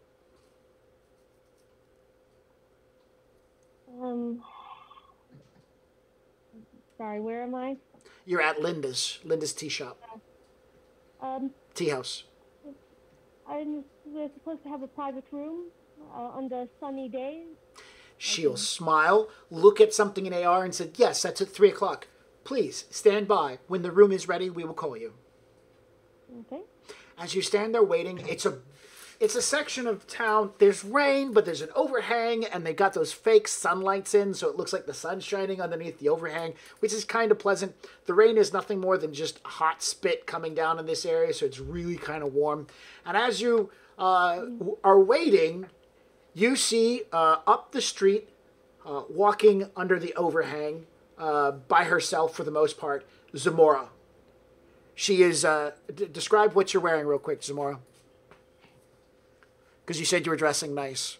Yes, so I will be wearing a mostly black but flower printed sundress, kind of like a sundress, with like a nice little cardigan over it. My hair is done really pretty, like with curls, but most of it's flipped over to one side with my undercut showing on the other, and my makeup is done really pretty. Very nice. Very nice. So you see Zamora wearing a black sundress. Did I do that right? With flowers on it. And she's like looking around as if she's lost in outer space. She wanders not in a straight line, but kind of zigzagging. Then she'll stop. And then she'll stare for a minute. And then she'll stop and she'll look at the ground. It is the most peculiar thing you've ever seen. But, you know, I don't know how you want to take that, but she seems to be generally wandering in your direction. And then she'll stop and go, "Ooh!" and stare at the ground for a minute or two. And then start walking again. I wouldn't make it that obvious. Oh, okay. That would just be silly. But, like, I'll kind of stop, and then I'll like, look like I'm in thought, and then, like, casually try to look at my phone. Because I'll be wearing sunglasses since it's, you know, the daytime and I am a nocturnal creature. Got it. But I'll look at my phone, but if I tip my head just enough, you'll see that, like, my eyes aren't looking at my phone. Okay. They're like, so you have to look really hard for that. Not a problem. As you approach Linda's tea house, you see Alan standing out front. Oh, okay. I'll kind of, like, pull down my sunglasses, make eye contact with Alan, smile really big, and, like, hold out my hand, like, arms for a big hug as I walk up.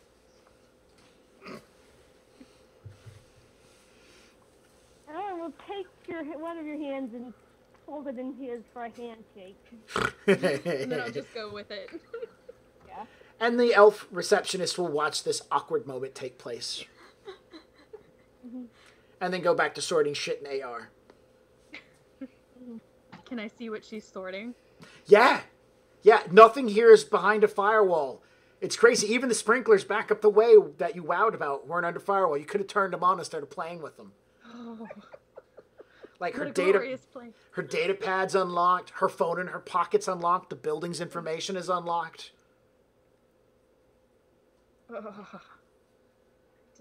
These people are so vulnerable. It's kind of adorable. It's like looking at a baby. You know, you could just squish it, but you probably shouldn't. So, as you two are hanging out, Odysseus, do you want to park your... I'm sorry, Nemo. Do you want to park your bike on the street, in a garage? I mean, I do tend to park my bike in garages when I'm out.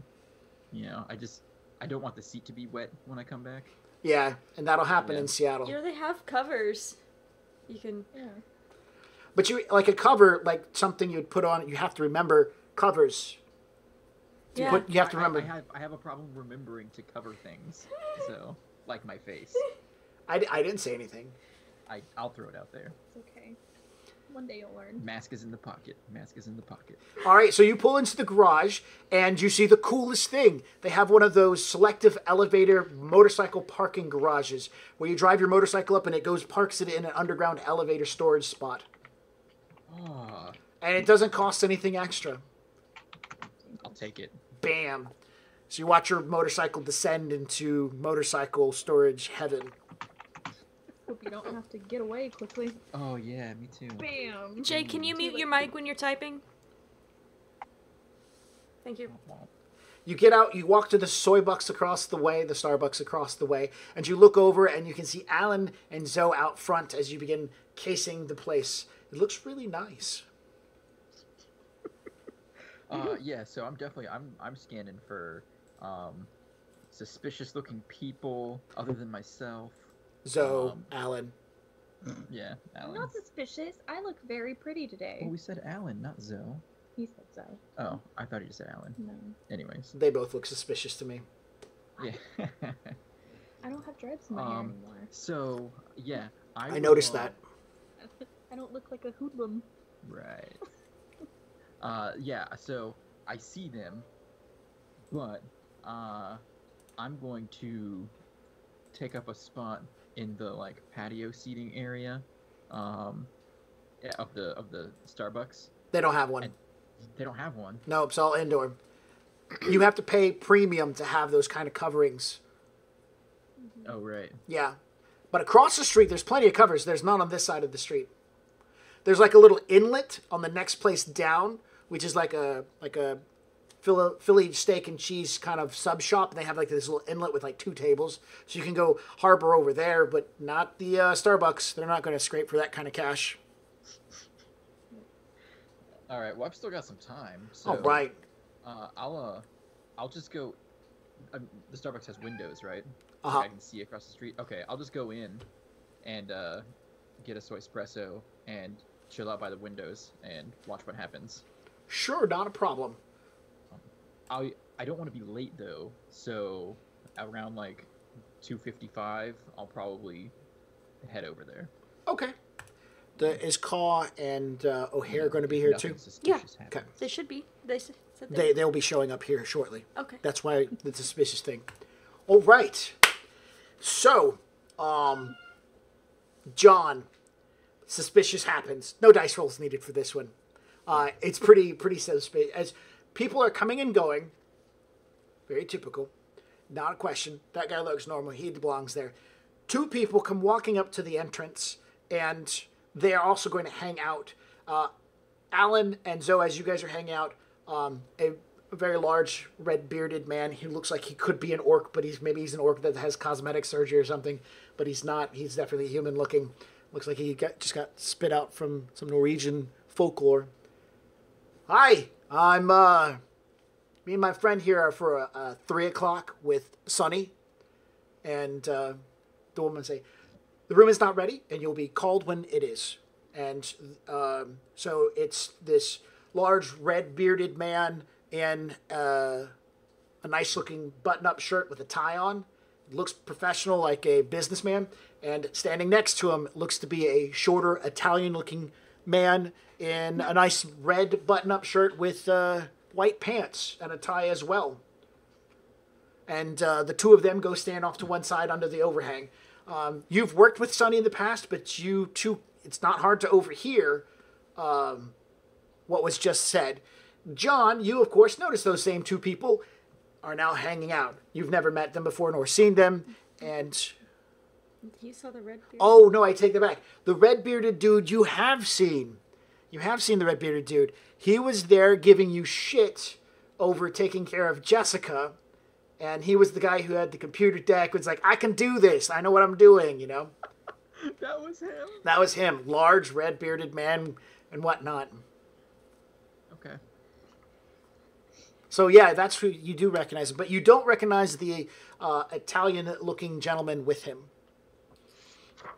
You are going to notice that The big guy is got a gun holstered in his right leg, his right on his sock level. There's a gun the way he's walking, so you can tell that.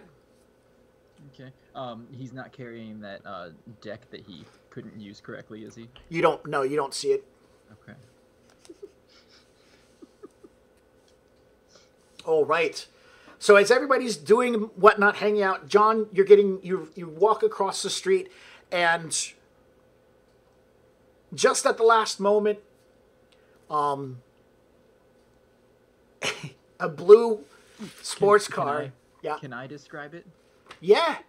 So I check the time. I notice that it's it's getting close. I don't want to be unprofessional, because I gotta at least keep that part, even though I can't remember to put a mask on when I'm doing a B&E. So as I start crossing the street, and I hear the sound of a particularly large and powerful engine in the distance, and by the way, like the faint ghost of a screech as it comes around a corner. Are working for him directly. You don't have to pay him. Crossing the street, get Or to the do other we side of want the to work it that sidewalk, way? And Let's not. I don't think for this, unless they're and then coming here along. comes then maybe. Yeah, no. familiar blue sports car screeching around another bend, and looks like it does a little bit of a what's a half Drift. donut? Oh. A drift. A drift. Drifting Yeah. around the corner. Drifts in the middle of the street and does like a really smooth parallel parking jump right in front of Linda's, like right where I just finished crossing the street. And a familiar face steps out. An elf with a large mohawk and leather chains, blue jeans, piercing steps out, and I do believe what he said he was going to yell was, "I'm here. I'm not late." I'm gonna look at my clock. I'm gonna look at my phone and say 2:59 on the dot. Nice. All right, so there's a collection of you guys here. Jay, you tell your car to go park itself. It drives off, and the young elven girl receptionist says, "It is 3:00. Party for Sunny. Please follow me." And she turns and walks into Linda's. Now, during this time, there have been other people going in and out, but now she's calling specifically for you guys. You walk through across hardwood floors, beautiful tables, the whole business acumen, kind of like nice, clean cut everywhere. Glasses hanging above the bar. People have little tea sets at their tables where they're drinking and like sake or beer and food. All in tiny teacups. All in tiny teacups, and the food's tiny servings and portions, so you know it's expensive. And they walk you down this long row of tables. They make a left, and they turn and go down another shorter row of tables, where you walk up to a large wooden door that's been painted black, so they're all the wall colors is like a dark maroon. No. Maroon. A dark maroon, and the doors are black, so they kind of have like a subtle offset. And this is a huge wooden door, so she reaches out, opens it up, and says, "This way, please." Walks you into like a foyer area. It's not actually the room where Sunny's at. It's like a sort of foyer area. She then comes back, shuts the door behind, and says, "Your host will be out in just a moment." Your menus are all listed in AR, so if you just hop on and access them that way. There is no tab for this venue. If anything is purchased, it is upon your required. Thank you so much for coming to Linda's Tea House. Enjoy your stay. And then she steps back out of the foyer and shuts the door behind.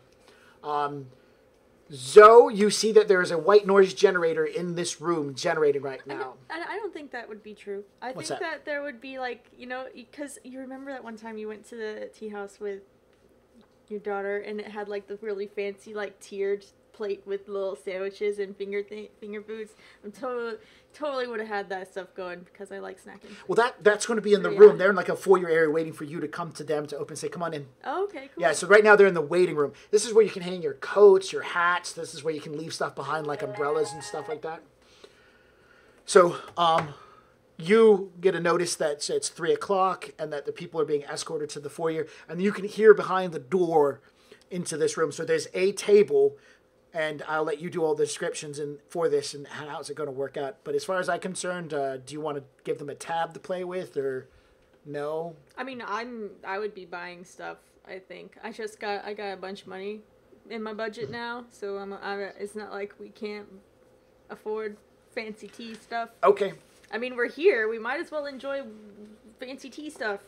Yeah, fancy teas and sushis and whatnot. No, like little finger sandwiches, like and all that kind of weird stuff. Sure, okay. Like it's a very traditional, weird British tea house. It's a weird one. It's got like the scones with clotted cream and everything. Okay. Cucumber sandwiches. Cucumber sandwiches. Those are filling. They're not filling. I mean, if you eat like 20 of them. If you eat a whole platter full. So, you hear them mingling in the foyer room. There's a white noise generator in here with you, Zoe. So you're like, oh, hey, look, there it is. You know, you don't actually have to look up to it, but you know it's there. Yeah. So I do before we do that, I want to scope out the new people that I don't know, like Matrix Perceive, see what kind of like hardware they're packing. Possible. The big guy has he has a firearm. The icon is on, and it's on his ankle, and you can see it's linked to a cell phone, and so it's protected.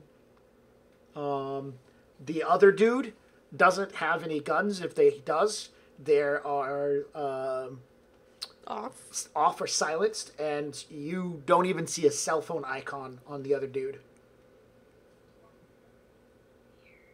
Yeah, somebody who's not even in touch with technology. Even Alan has a cell phone or two. I say that under my breath. I just kind of whisper to myself, that's weird. So yeah, I'm not gonna keep people waiting. So as far as I'm concerned, the door would pretty much be open, like when they're escorting people back whenever they're there. So I don't see the point of making them wait in another room. Okay. In fact, I would have actually probably had the two, like, Ka and Mickey come back before the rest of them, though, because they're the ones that are supposed to be, like, taking care of my business kind of stuff. Okay. So yeah, that would have been the change. Before you guys came back here, the two additional people that were hanging out for Sunny would have went back early. Mm-hmm. So as you walked into this foyer area, the lady walks in and says, you can leave your coats and hats here. And then the room's open, and you can see Sunny, the large man who has the gun on his ankle, and I guess described, and the shorter Italian guy. So they're in the room with Sunny, and I will how do you want to describe this table here? So yeah, I would say that it's a round table, and in the middle there's like a larger Lazy Susan, and in the center of that is another Lazy Susan that has the tier of all of the little scone cakes and the creams and the little like finger sandwiches and all sorts of silly things that happen in an English tea house. I don't know if anybody has ever actually experienced that before. It's quite an event. It is, because they have like all of like the fancy silverware. Like, I'm not talking like cutlery. I'm talking like silverware with like the little teapots, the silver teapots with the sugar bowl with sugar cubes in it with the little tiny tweezers. The little tiny tweezers for the sugar cubes. Like, I mean, the whole thing. It's ridiculous. Yeah, you can have either silver or you can have like a coppery bronze colored set for everything. Yeah. And the utensils, when I went, were heavy. You could have used those as weapons. I was just like, this is a heavy fork. I mean, but it was authentic. Yeah. So yeah, it's very traditional and there's like a lot of food that will not fill you up, as you said. Yeah. So there are at least 8, 9, 10 chairs to this table probably. Yeah, that'll fit everybody. It's a nice big meeting area. Yes. And there's like at least three or four different teapots with different brews inside. When they're all like very nicely labeled with little fancy scripted vanilla index cards. Yeah. It's like I said, it's ridiculous. All right. So yeah. So your team comes walking in. They do. Welcome. Have a seat. Help yourself.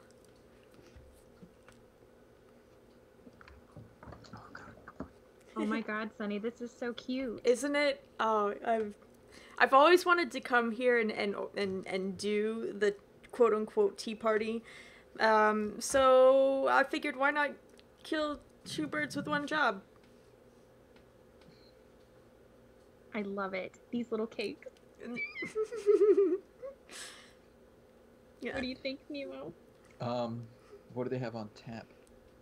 Well, there's a Darjeeling and a Moroccan mint over there, and then I have a black tea, and then there's a green tea. Don't forget the vanilla. Oh, and there's also vanilla-infused simple syrup, and several different cream options. So Should definitely get the black tea. Yeah, I guess I'll have the black tea. I wish it was a black beer. Well, you know what? This is a tea house. There was one place where we used to be able to go that had beer, but it's not there anymore. Oh yeah, I heard that place burned down. It did, and it had some really good beer, too. Nemo looks unimpressed with your jokes. And also sad. Is that possible? When it's about beer, it's possible. Okay.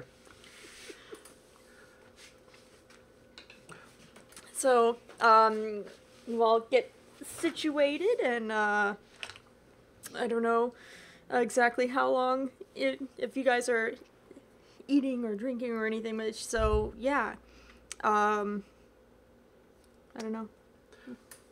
Anything else before we move on? Who's your friend, Sunny? Oh, these are my associates, Mickey, Hey! who he's like, who I think you met before, but I don't remember if I would have known that. I don't Yeah, think you I don't- did. you I don't- don't know. you- I don't know that because I wasn't involved in Jessica and Odysseus. And that was never something So- that, and that was Lucky not would have brought a up. conversation with you about. Yeah. So I was like, Yeah, but after Mickey says, "Hey, what's up?" I'll say, "Hey, Mickey, how you doing?" I'm doing just fine. and Ka, Who just nods. who nods, very serious, and I believe that he stands very close to Sunny in a very defensive and almost like territorial position. So He stands right behind Sunny's left-hand side. Very and, rigid. And turned to one side. John, you can recognize his stance as being a defensive combat stance, one where he can easily lunge backwards into a fist fight or lunge forward and spring. His legs are bent. He's not standing in a rigid kind of like motion. Okay. So yeah. And they're here just to make sure everything goes smoothly. When do things not go smoothly with us? And he'll lean back confidently, but you know. It's more this is a very sensitive job, and we want to make sure that everybody's on board. So All right. You all are familiar with Nick Luciano, I'm assuming. We've all met him, right? Yeah, Yeah. how's he Worked with doing? him. We He's all do- know Lucky. He's doing well, and he's doing so well, in fact, that he would like to tie up a very large loose end that's been hanging around.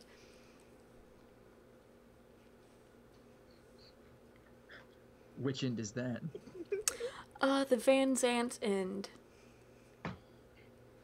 Nemo leans in over his cucumber sandwiches. He took all of the cucumber sandwiches. Yeah. Like, just... That's the only thing he likes. It's the only like dish there that he understands what it is. Yeah, and Alan swiped the couple. Oh my goodness. This is the most ridiculous place to have a Shadowrunner It meeting is. in the It whole is. It's world. I love complete- it. Nobody's like- nobody's gonna look here. Hey, everybody, let's go talk about criminal activity at Ruby Tuesday. Hey yo. 2 for 1 beers. Is that really can't afford you guys. All right. So yeah.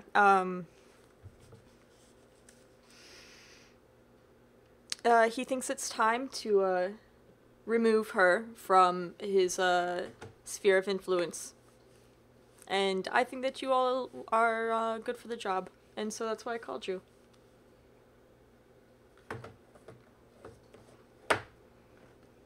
Okay. So, How soon can we do this? you can do it today if you have the things, but I wouldn't suggest it. She's kind of a big bad lady, so. Sorry. Nemo, sorry. I believe you are the poster child for please do not rush things. Because things get forgotten. Does anyone have any aloe or some ice? Because that was a big burn. Ooh, Mick actually, will I'll lean make- over and grab a teacup that has ice cubes in it, like this. Oh man, I was gonna grab some aloe stuff that I had in my bag. I mean, And I mean, the thing is, Alan's not being cruel. He's just pointing out The obvious, You- yeah. the obvious things. Yeah, but your comment totally took the wind out of my sails. So, yeah. so questions. How much? The Number important questions. The important ones. Yeah. So, She pulls out her little smartphone. I do. Whoosh. Hold on, Hang on. I just want to make sure I have this phrased right. She's gonna lowball the fuck out of us. I know. So I'm thinking, like, I'm probably gonna start out at $100. I mean, like oh, I'll 120. give you each a standard. That's what I think would be a reasonable thing to start at, you know, and I would probably move them up to like 150, but I want to say something silly, it's like 40, you know, it's like 40 standard, because I think that's what that is. The booze fly. Yeah, that's exactly what that is. That's So- 40 standard. Yeah. So, I mean, you want to start them at 40 standard? That's I my think final maybe. offer. I mean, what do you? Because I just think it would be funny saying 40, No, too and then they're like, seriously. Yeah. oh, That's- 40 that's standard terrible. It's like 500 apiece. each. Well, you could say We 20. roll as a group You Okay. could start at 20 and be like, negotiate better, I want to like, give you 20. add all They'd be of like our dice in. 20,000? Yeah, add No, all of our 20 dice standard. into one pool against Sunny Yeah, because yeah, she gets, okay. like, That's much better. Because Yeah. that gives them room to negotiate up. 20. Okay, yeah. massive extras. I only put a 1 in negotiations, and charisma's my dump stat, so... So, Okay. so you should have, you know, I can't tell you how to build a character, but good luck. It's not me. I don't roll the dice here. It's the one over here with the charisma score of 7 or 8, was it? It's 8. 8 and a negotiation in the double digits. So good luck. So, I was thinking 20. 20. 20,000? Standards? 20 standard. Each. Nemo pulls out his phone to do math. All right, so we're going to do this real quick. What's Gear's reaction to this being told? Out of character, a standard is 3K, Yeah. Yeah. So it's 60. 60K Yeah. each. Yeah. I will say each. I already said that. Oh, okay. I didn't. 20K each. Alan? Or 20 I want to get Gear's Yeah, reaction. we want reactions, not Yeah. like just like how do you react when somebody says, "I'm going to pay you 20 standard to go ice someone." I remain calm. I don't say anything. Alan. He's just picked up his teacup and he literally does a spit take. Nemo. After the math is complete on his comm, he tries to set it down calmly, but drops it a little bit. He fumbles. Yeah, it's just like, Yeah. is it like a surprise? Like, did I heard it right? That, yeah. Yeah. He's got a little bit of a surprise on his face. But really, it's the fumbling the phone that's the tell that he's strapped. Okay, Zoe. So her demeanor earlier was kind of happy-go-lucky, very smiley, very excited, and she goes from that to full stop stoic. Because she's contemplating how much, like, taking a life would actually cost to her. You shot that security guard in the back while she was running away. Yeah, that was different. That was on the job, and it was because I was in danger. That's different. This is premeditated. I wasn't paid to kill that one. Yeah. When I'm paid to kill someone, that's when you gotta give me the big bucks. Otherwise, I just do it for fun. No, also, that security guard was not a threat. Van Zant is a threat. Huge threat. How much, she's running thinking calculations. She's gonna kind of sit back in her chair for a second and think about it. Okay. That's where her brain is. She's gonna gauge everybody else's reaction as well.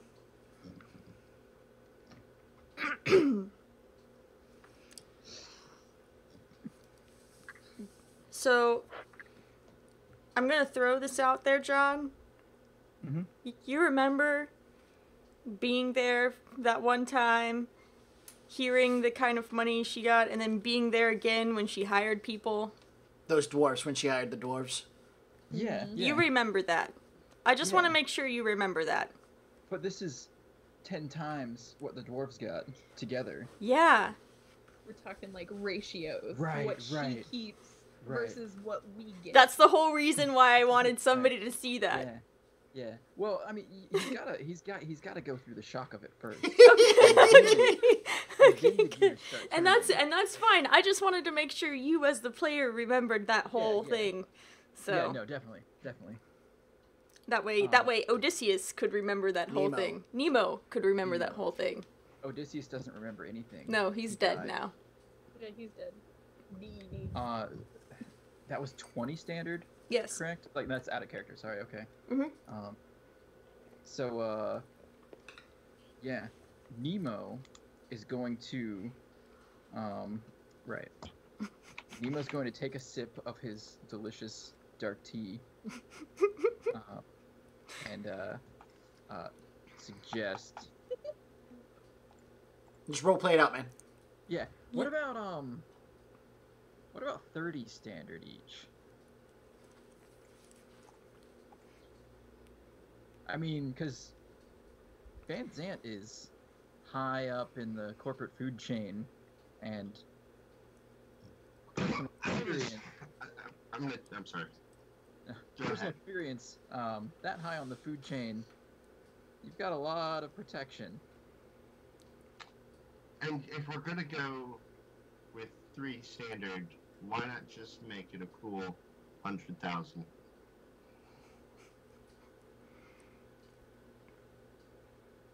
Make it a nice even number. Okay. So right now, game mechanics wise, you guys are negotiating. And at the end of this, you guys are going to make a negotiation dice roll. All of you are going to aid one of the other ones. So you should all speak up. If you don't speak up, your charisma negotiation does not get factored in. And then she's going to make a counter negotiation roll. And that will help her determine how much she leans in and out as far as that goes. I know the kind of security my father had, and he was not as high up as Miss Van Zant is. Yes, I thought 100,000 is reasonable for that kind of trouble.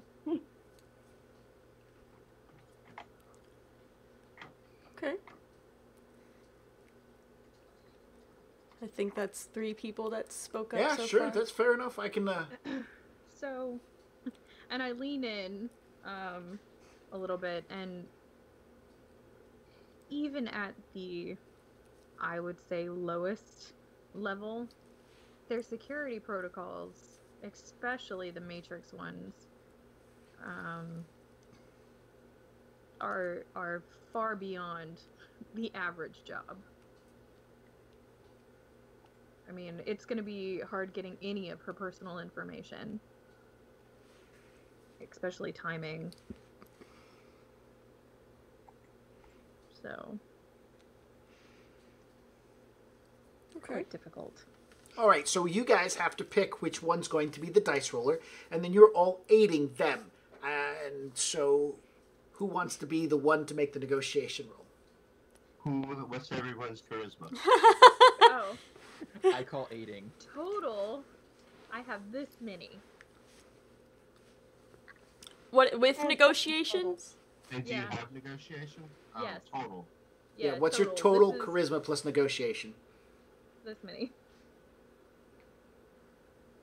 I think Alan would probably be the best one. I've got 5 total. That's how he got Gears Town with all that charisma. Alan, what's your negotiations and charisma? 7. Yeah, so... Oh yeah. So you guys are all going to roll your dice and aid Alan. Alan has to wait for you all to be finished with your dice rolls.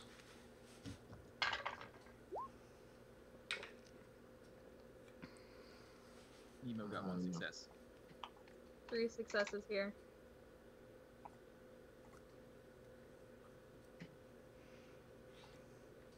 Let's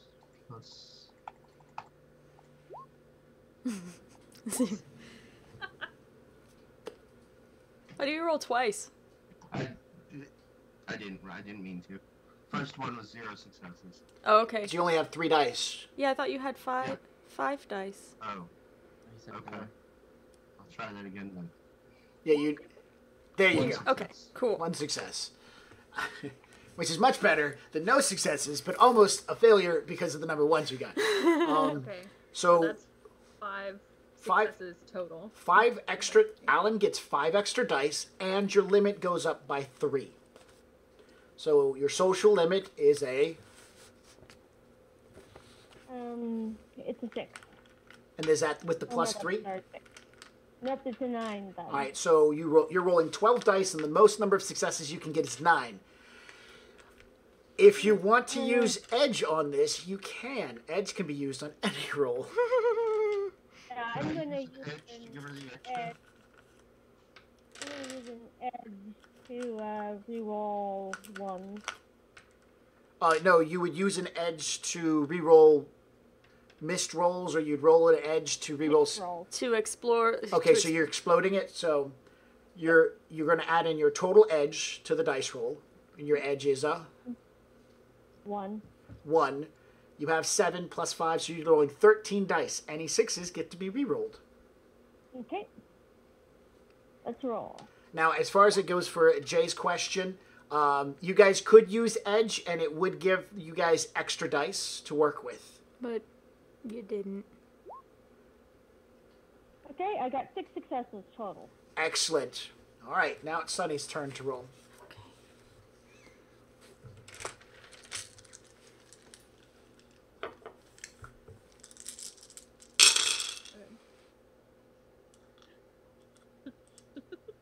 Sunny rolls and we get 10 standard. Yeah, we actually get less than you. Yeah. Huh, look at that. So, One moment. Gotta rationalize this out. yes. You beat them just by 1. I know, I did. I feel like I was She gonna give realizes them that more. she's Yeah. drastically I was under-offering us, waiting and we get For them to go higher. for them 100 to go standard higher. Yeah, so Like- there's so technically you can just give it to them and be Yeah. like, No. you guys drive a hard bargain. We'll do 100,000 each. It'll be fine, but I expect like Convinces good us to do response us all for because pro bono. they didn't even meet the mark at which you wanted, which would be What 120. a sandwiches. They could have gone farther. They could have gone They farther. didn't. Yeah. So These yeah, conversations you are lowballed so them. good. You I'll succeeded. kill that Okay. bitch for free. Okay. Did you just hear what your brother said? All right, 1 Great. cucumber sandwich for 1 dead person. So, Sunny will see, all of your points, hearing them, and, Alan will pipe up the last to say, that. Oh, go ahead, Alan, sell it to me one more time.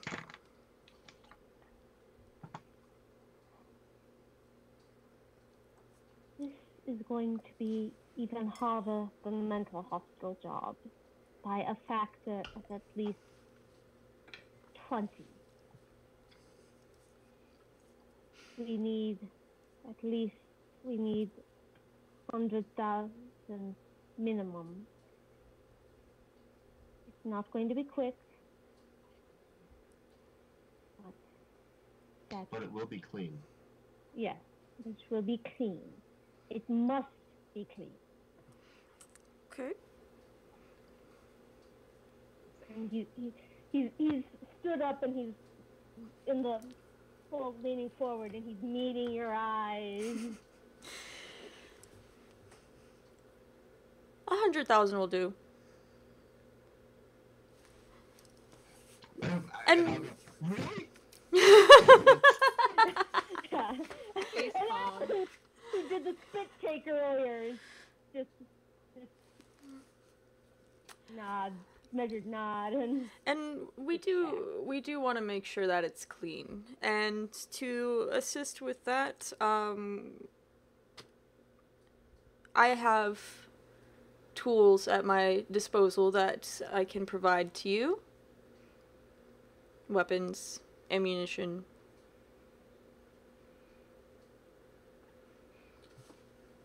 Full body armor? This is weapons, ammunition, and you point to the Italian person, at which time call will Oh, change. yeah. And you point to Mickey and be like, other professional arms. Okay. Like Hang So- on one second. So yeah, so as you, I have other tools to provide you as well to ensure that this goes smoothly. I have weapons, ammunition, and then I will gesture over to the shorter of the two gentlemen in my room. And what did you say? Call. Yeah, no, I didn't know if I was supposed to say something else. Magic. Oh yeah. Oh. Magic. And then the Italian will pull a hold of his head area, and the Italian is now a small black woman in a black hoodie and black pants with red sneakers, and she's looking at you all. And muscle. Yeah. Here to help.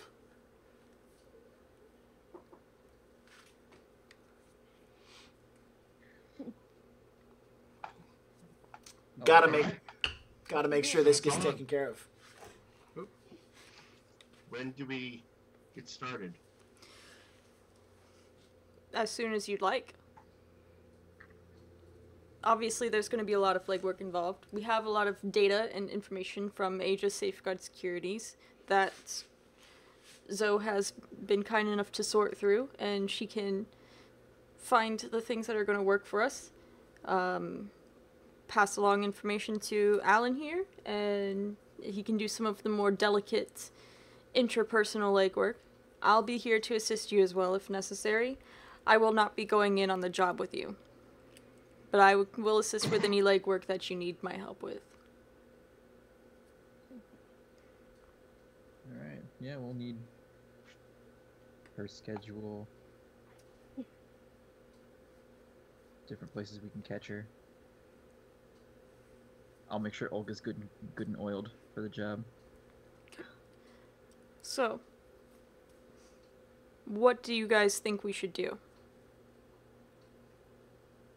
So what stops us from just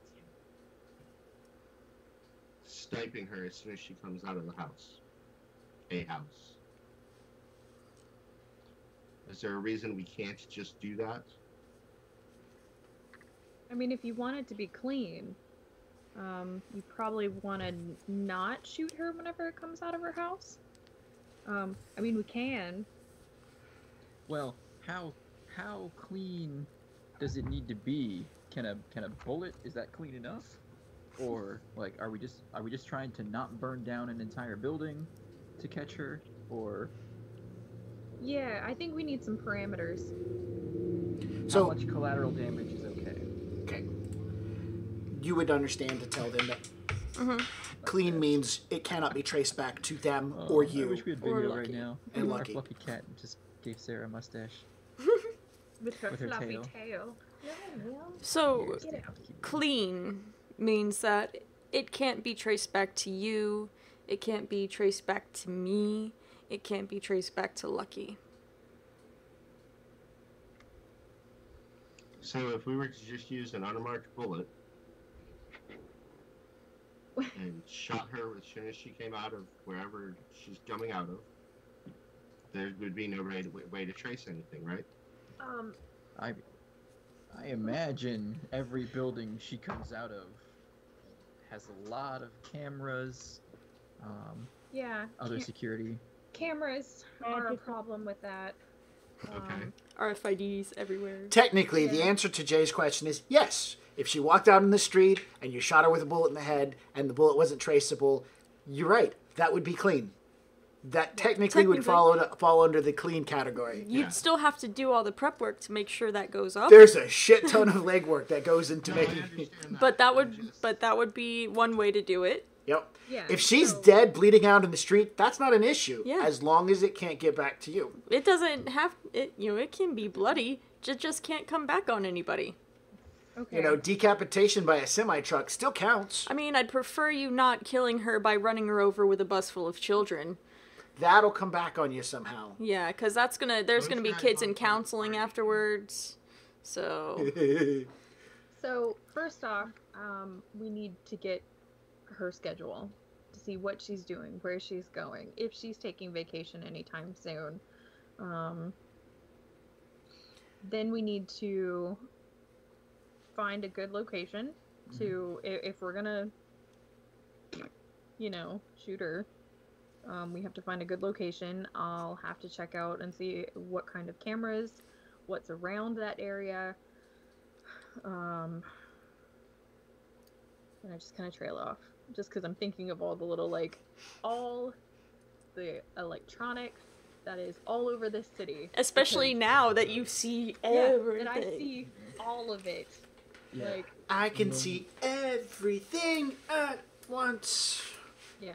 I mean, there's traffic cameras, there's video cameras outside private buildings, Cell phone There's- cameras. cell phone. Oh god, cell phone. Head-mounted cameras for motorcyclists, bicyclists. Yeah, everybody. The buses has, have dash cameras on cam them. now. Yeah, and we'll need to know what kind of security detail she has around her. This is working and perfectly. what kind of a zone of control they have. Because as high up as she is, it's not just going to be the guy standing next to her with a gun. It's going to be, the scouts that are about, ahead of her, personal car, and any variety of What in the world? yeah, fluffy cat. Sorry, she's everywhere right now. She thinks she's a mountain goat. Yeah, we have a lot to figure out. Is there a deadline? There's a deadline of before Jessica's birthday, but that's in February. So I would like to have it done within 4 weeks. I don't want to sit on it, guys. No. I think 4 weeks is more than fair. The longer it happens, the More or- chance to go wrong. yeah, the And more the- chance of her finding out. Exactly. Yeah. Yeah, the longer we dig, the more chance there is to find out that we're digging. All right. Dun, dun, dun. They should ask about being paid like half up front and shit They like should. that. They didn't, but They they should. didn't. No, Oh, they man. didn't. They're not asking stuff. All right. So who's enjoying some cucumber sandwiches? I am. I hope they're not poisoned. They're not. They're not. Or not. She's gonna pay us a lot of money. She wouldn't poison us yet. Unless Van Zant already knows about the plot and she's poisoning us all before we can get started. No, she'll wait till Van Zant's dead, then poison you so she doesn't have to pay you. Yeah, that one. I hope we're good enough friends that you wouldn't do that. No, she'll just get us all hooked on different drugs that only she can provide, so we eventually pay her back all the money she paid us. Obviously, you've seen right through my ruse. It's my clever ruse. Of a mundane Psychiatrist. Yes. All right, so we have about an hour and a half worth of game time, so you guys need to start dulling some stuff out. What do you want to talk about? What do we want to do? So, ask for from about front. I want to know a little bit more about her. Nope. Nothing. I didn't hear Does what she you own said. a You were coughing. corporation? Is she? She had. Because I really don't know anything about her. I know you guys have done stuff that involved it. I don't. She is head of Arcadia Corp. Arcadia, okay. Arcadia. I used to work there. She used to come into the office. Just her walking through the halls was kind of scary. Arcadia. She's old, crinkly. No, she's beautiful. No, I know. I've seen It's her. ridiculous. She's got some good money. And Alan knows she's a mage because or at least can hire mages because he found that out on the video cameras. Her full name is Brenda van Zant. And Arcadia Financial Corporation, AFC. That's the name of the corporation. That's the name of her. And she's in charge of that corporation. It's not an A-rated or anything. It's definitely like a lower end, but she's still CEO of that. First thing I'd like to know is how many bodyguards does she walk around with? Okay. How are you going to find that out? I'm kind of out talking to, I say that to, Zoe. So I'm. Nemo's gonna butt in and say the most important thing to know is that when we do this job, we can't just leave her bleeding in the street. We have to make sure she's dead because she has backup organs on call. So if she's not dead when we leave her, she may not be dead.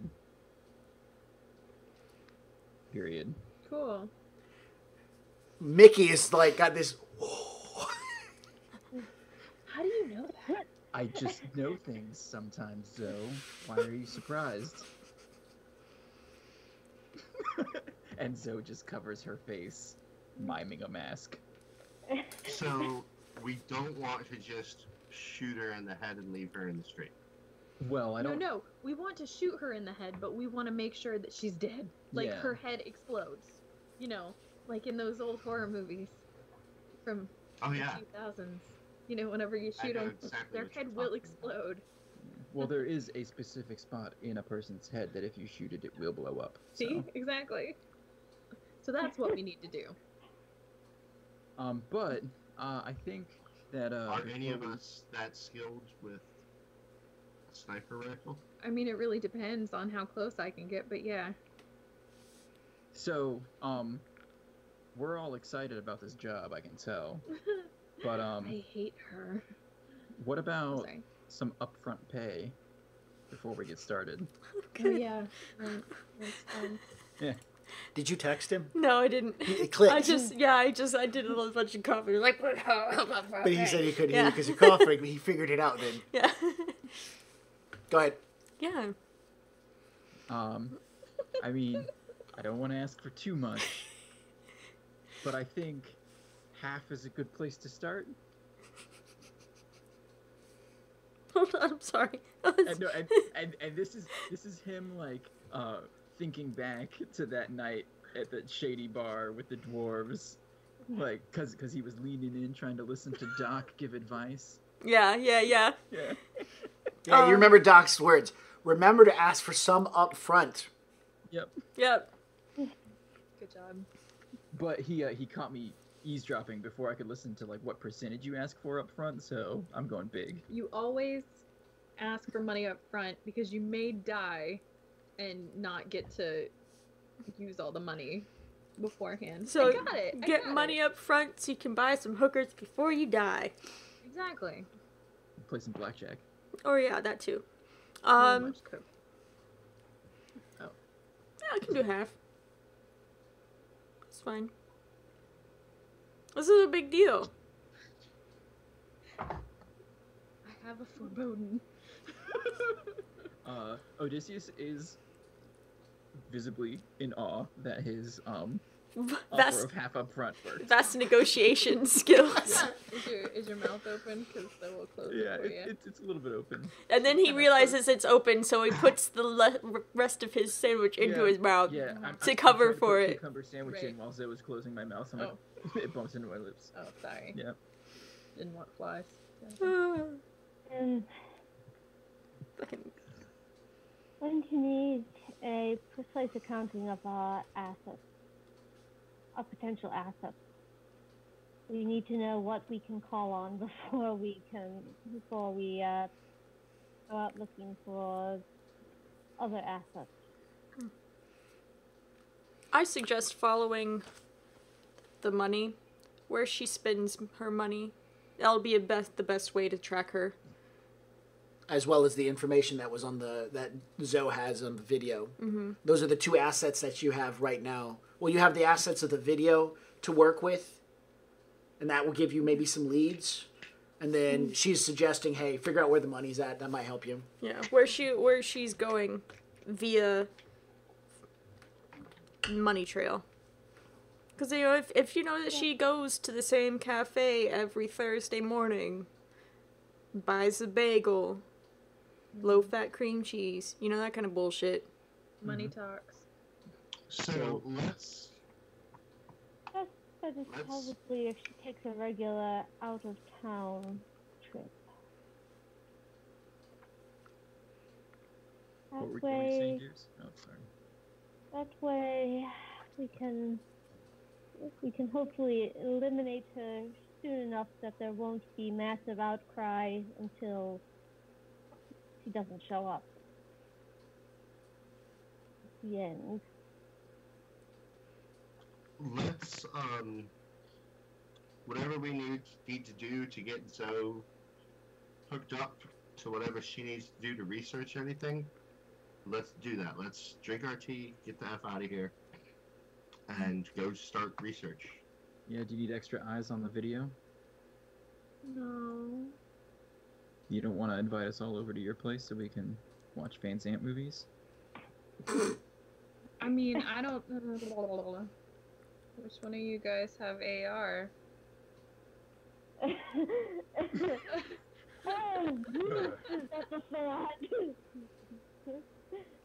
I mean, honestly, I got through most of the video, right?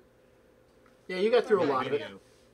I got through a lot of it, but I mean,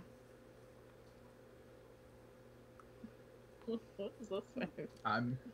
There's a lot of money on the line, so I'll help you if you need help. No, it's fine. I'll let you know. Do I have your new number? I can Yeah. assist a little bit with computer stuff if you need it.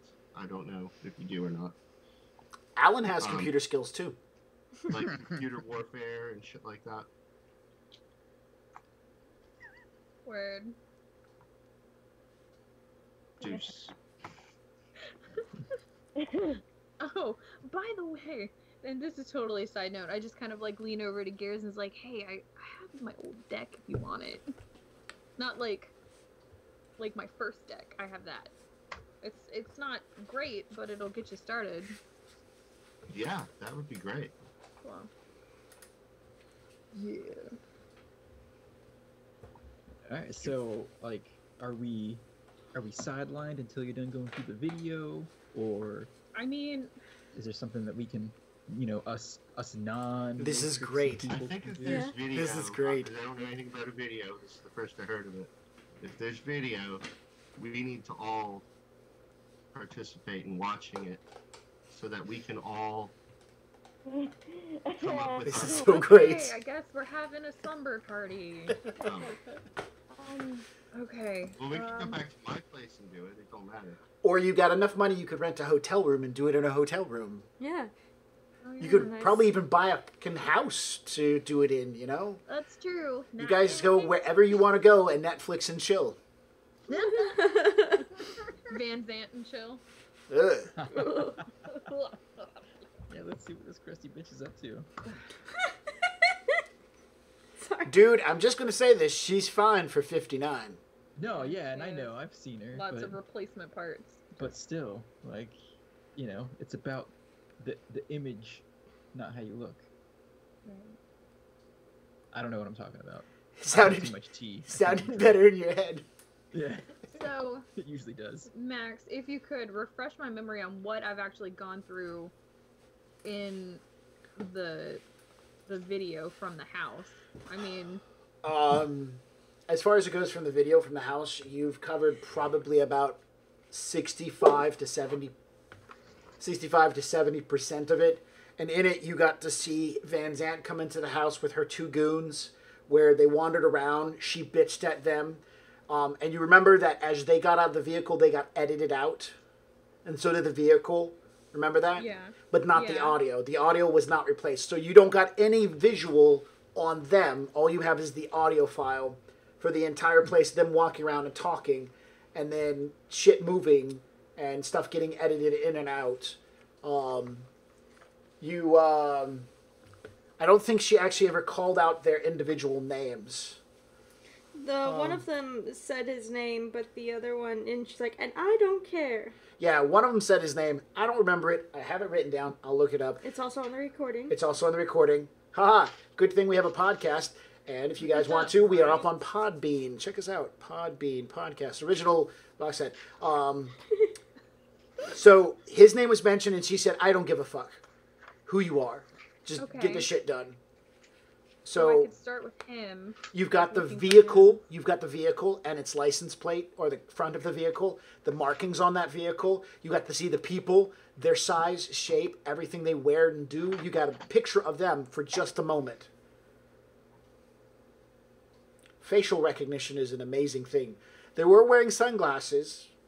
But I had a program for that, like facial recognition. That's Yep. why. And that was already running, so you don't Yes. have to go back and do that extra work. You can just pull up the faces and stuff. Right.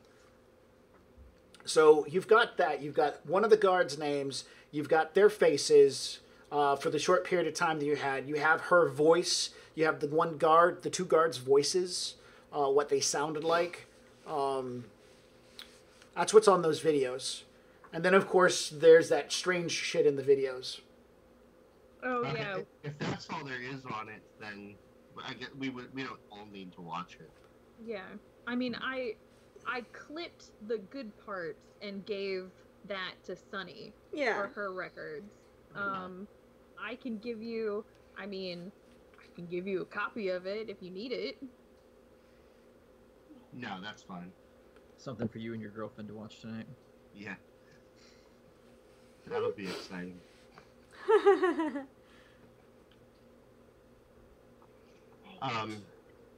So then we've got that information. Well, we really need to get out of here. If we're going to keep talking about this, I think this is a bad place to talk about this. Oh no, there's a white noise generator running. It's fine. Nobody can hear us. Oh, okay. Never mind. And the walls are thick enough, they're blocking all noise from the outside world. There's no reception going on here. I mean, not even your phones are getting signals. You guys have no bars. We're in a Faraday cage. Yes. I like that. So then the information we have is that there's two guards. We know one of their names. There's Yes. at least two dogs. Yeah. Yeah. What? Yeah. Two like What immediate time frame does guards. this Yeah. video span?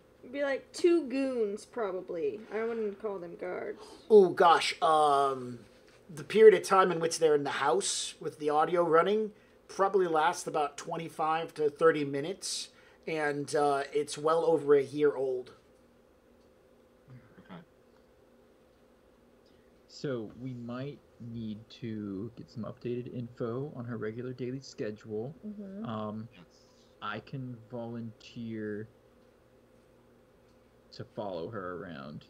I think we should honestly, like, if we're gonna do that, you guys need to take turns. The mobile ones. Like, if she can't see your face. The more easiest than way is once. to get a job no one will at see my Arcadia. face.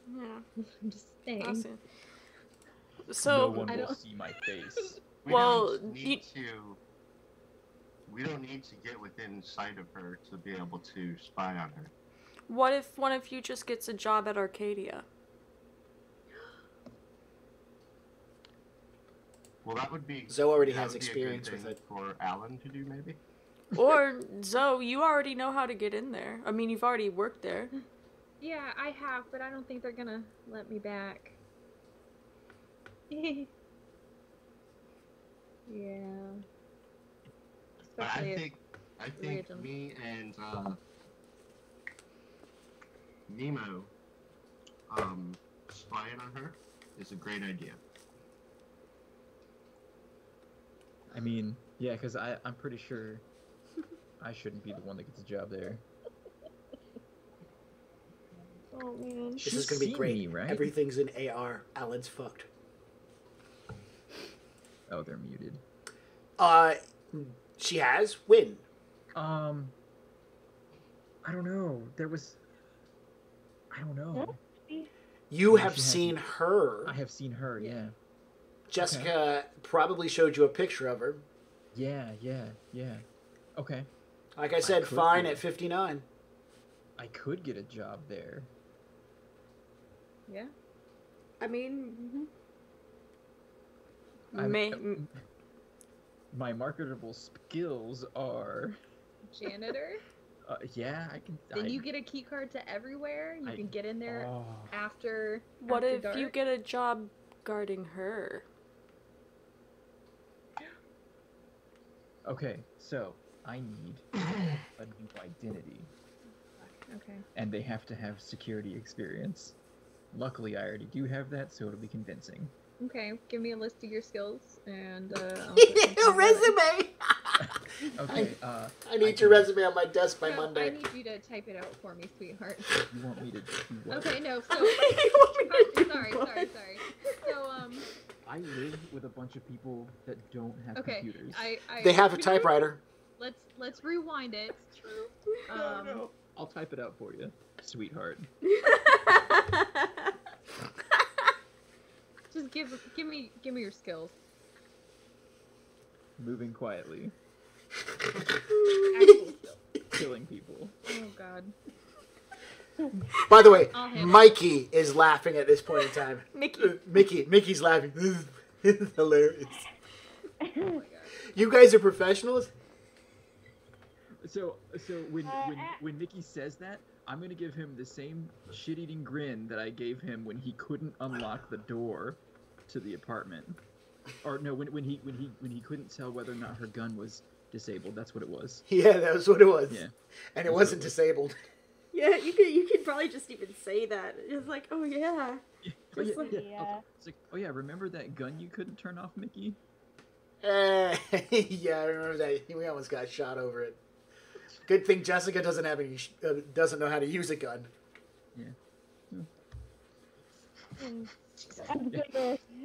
I was gonna break in and give like a.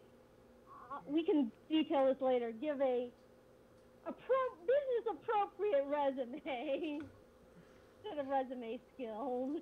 Don't worry. I'll figure something out.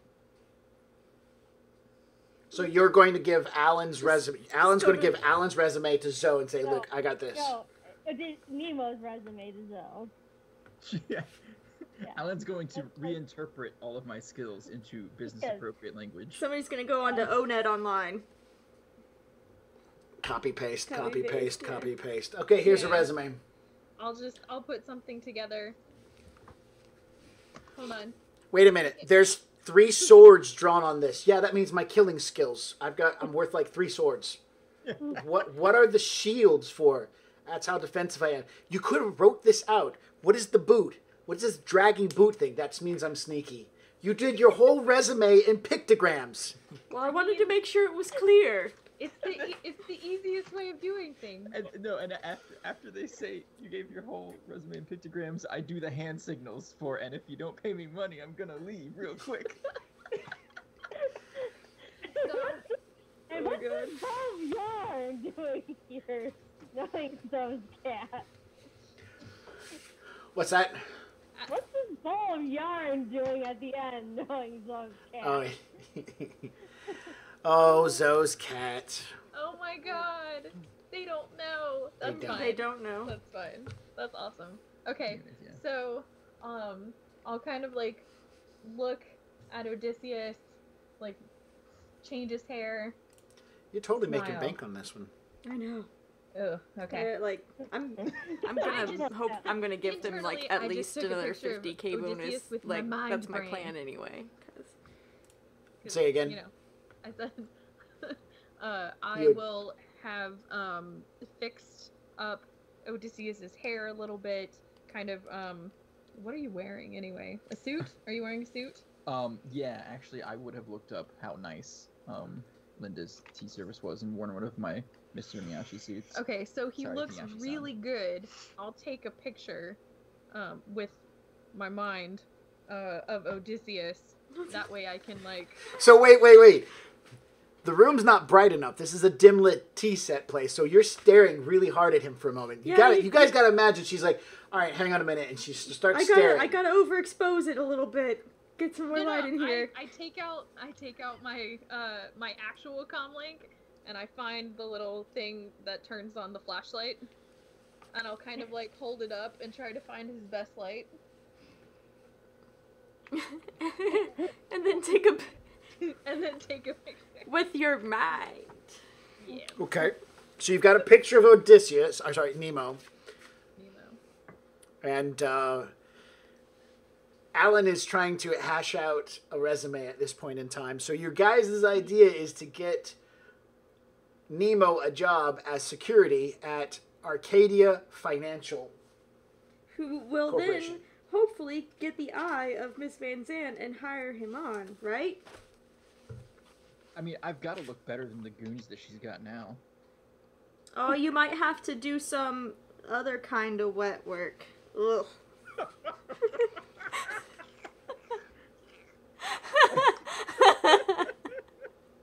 There you go. Oh, well, all right. I mean, You better hope those aren't her real teeth.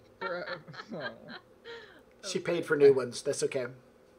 implants, I Did hope. they come out? Sorry. All right, calm down, man. Since her security is probably really good, your new sin is gonna have to be up there. That would be great. Yeah. It'll be some of my best work. So you're going to get him a resume. You're going to get him a job at Arcadia, being a security guard for Miss Van Zant. And that's the plan. Then he's going to get in, get her privately alone before any real wet works happens, and take her Work out. some Karma Sutra on her. Sure. I knew those points were gonna come in handy. You gotta crush your hips. I'm gonna get her in the double butterfly. I don't know what that is, and I don't want to know. It's okay. I know what it is. That's what's important. Oh my god, that's so much. Yep. And then I'll snipe her from a window. So you're fine. I can imagine Zoe getting in position. She radios. Gears says, he's been in there for at least 20 minutes. All right, I'm going to check on him. Oh, God, I can see him. Oh. Guys, Oh. you gotta see this. Hey. And then as you guys are watching, like, is that a line up her back? Oh, my goodness. It's like, she's got like a surgery line up her back where all the skin's been stretched back, and they just kind of stretch it back, pinch it off. Corset. Yeah, it's like a corset of skin. That's gross. I thought you were saying it was like a line of Nova Coke. I was like, this is a real party. Off of her back. That's gross. Wow. I'm going to just watch and film this for a little while, then I'm going to kill her. Because I want to make sure to have some good footage. Put this out on the Matrix. Yeah, snuff film. Oh, no. Okay, so Big bucks. how are you going to get him this job? Well, I mean, we can put in for the old-fashioned way, or I can call in a favor from Jiffy. There you go. You could reach out to Jiffy. You could put Because it. we saved him. Good old Jiffy. Good old Jiffy. That is true. Yep. Yeah, and just let him know that that night on I-5 with that big acid splash, that was us. He owes us. He was there. He totally saw Zoe Oh, okay. hanging out the Yeah. back of the van. I forgot that you Yeah, said so. like Okay. shooting things, and then he was like, "So?" And I'm like, Jiffy? "Oh, shit. Hey, Jiffy, what's up? You're welcome. Deuces. See ya." Yeah, that happened. So, yeah, you got two options. Get a job the normal way, call in a favor. Okay, this is cool. This is cool. Would it help if one of her current security guys disappears? That way there's an opening. Ooh. Job openings are important. Now you just got to find out who our current security guards are, which would require you having someone inside of Arcadia. Oh yeah, that's how that works. Yeah, Okay. like, cause she gets her security guard You should mention job from boards. Arcadia. Yeah. All right. What Yeah. about looking at job boards? Oh yeah, that too. Just thought I'd throw that out there, guys. You know, Well, they have help wanted ads. They have those still. Yeah, right? they still do that. Yeah. Most hiring is done, you'll know this right off the bat. Most hiring is done in-house through like internal hiring. Yeah, External we don't- hiring happens, but only for those overqualified, and then they come in at a lower position. Yeah. So, like, you're trying to get the desk clerk job, you have to be overqualified for the desk clerk job before you come in. Yeah, I was super overqualified for tech support. Yes, and you don't know anything about other than tech support, and that's pretty much all you ever dealt with. All the other departments, you have zero knowledge. Yeah. So you guys Okay. could work at finding another job placement. Unfortunately, inside of here, you can't do that because you are inside of a Faraday cage. You cannot make calls, get on the matrix, or anything. Okay. You have to So- leave this place to start searching for a job. So Nemo has some very personal, private things that might be helpful to Zoe in knowing what his skill set is, but he's not gonna let everyone know what they are. So yeah, once we're out, we can have a private conversation. I'm married. Sorry, that was out of character. I should have made it clear. That was so good. I'm married. Yeah. So good.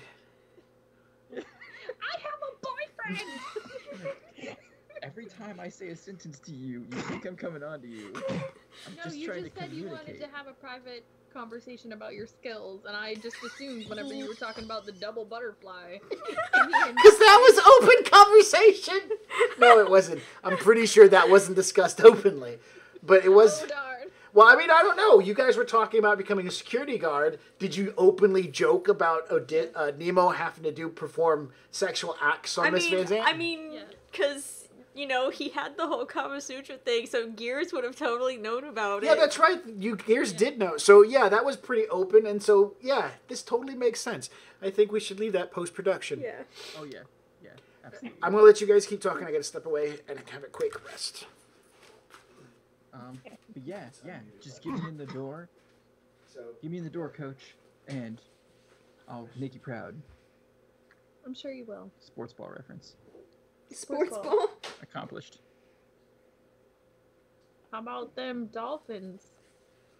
Are there dolphins in Seattle? I think so, maybe. I don't know. How about them raindrops? I assume every sports team in Seattle is called the Raindrops. Ooh. Or the Thunderclaps.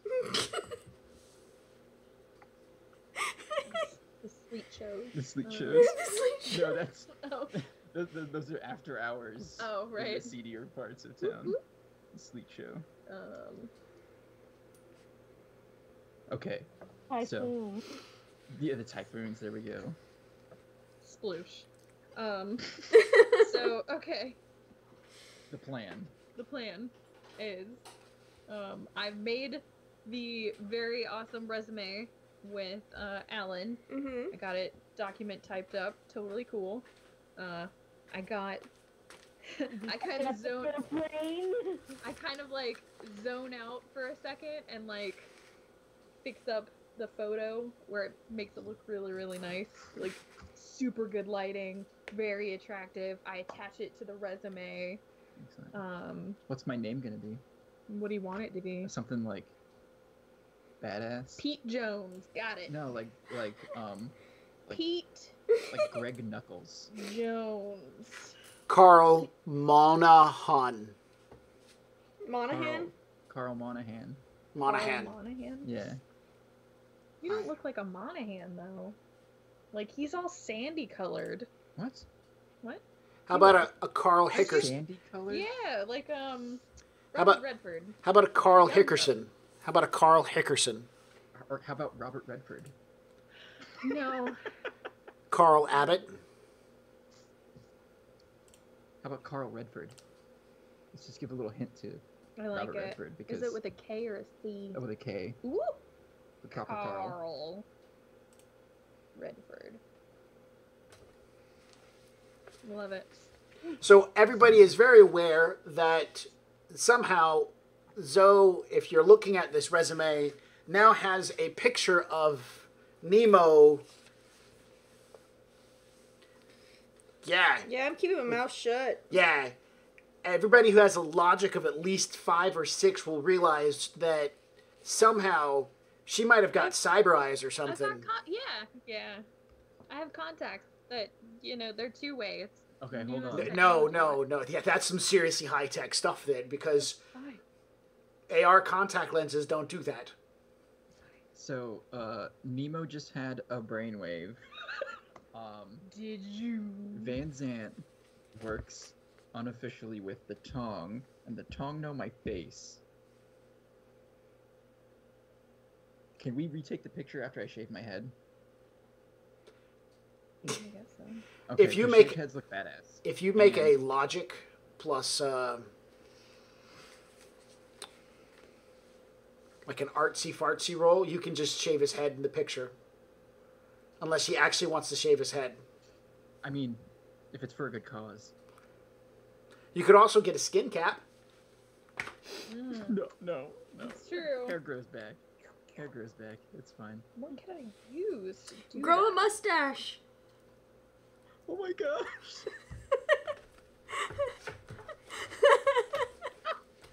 Yes. You want a mustache? No. But I'll do it for 100K. Cool. You can always shave it later. It's totally fine. Shaved head and a mustache. Let's do it. So can I use a software? Software plus Logic to fix the picture where he has a mustache? I'm thinking it's intuition and software because it's like an art skill. I Okay. mean, I don't know. Is there an art skill? There's no art skill in this game. So what would you use? Forgery? What does forgery I go don't off know. of? That's Hang the on. first thing I thought of. Hang on, I just found forgery. It's based off Photoshop? logic. Yeah, no, that's forgery. So it's logic plus forgery. Oh, I don't have forgery though. Used to Alright, produce let's actually counterfeit check that. items, alter existing items. I don't know. Hang on, I'm just looking. Shaved head, because it makes me Doctoring more hard accurate with copy, my face. IDs, signatures, official How about- paperwork.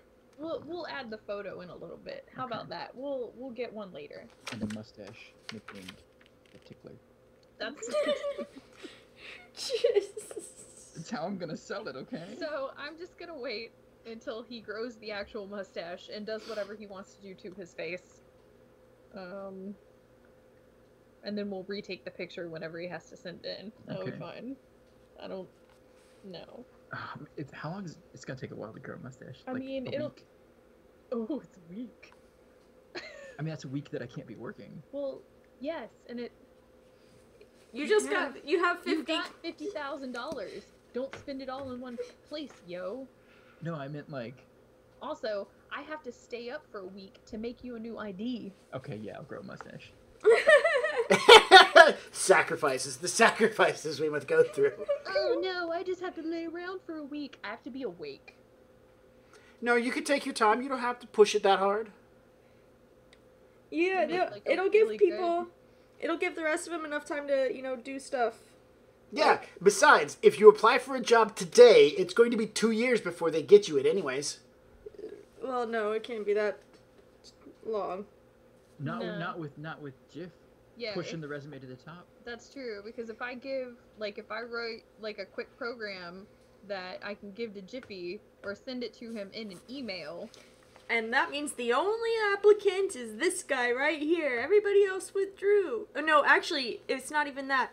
The system, the auto sort system that goes through resumes, had a virus, and now only his got through because all the rest got removed. So I'm gonna have to take time to write you up a new sin, something really good, at least a 5. I'm following you. Yeah. Is anybody writing these instructions down? I am.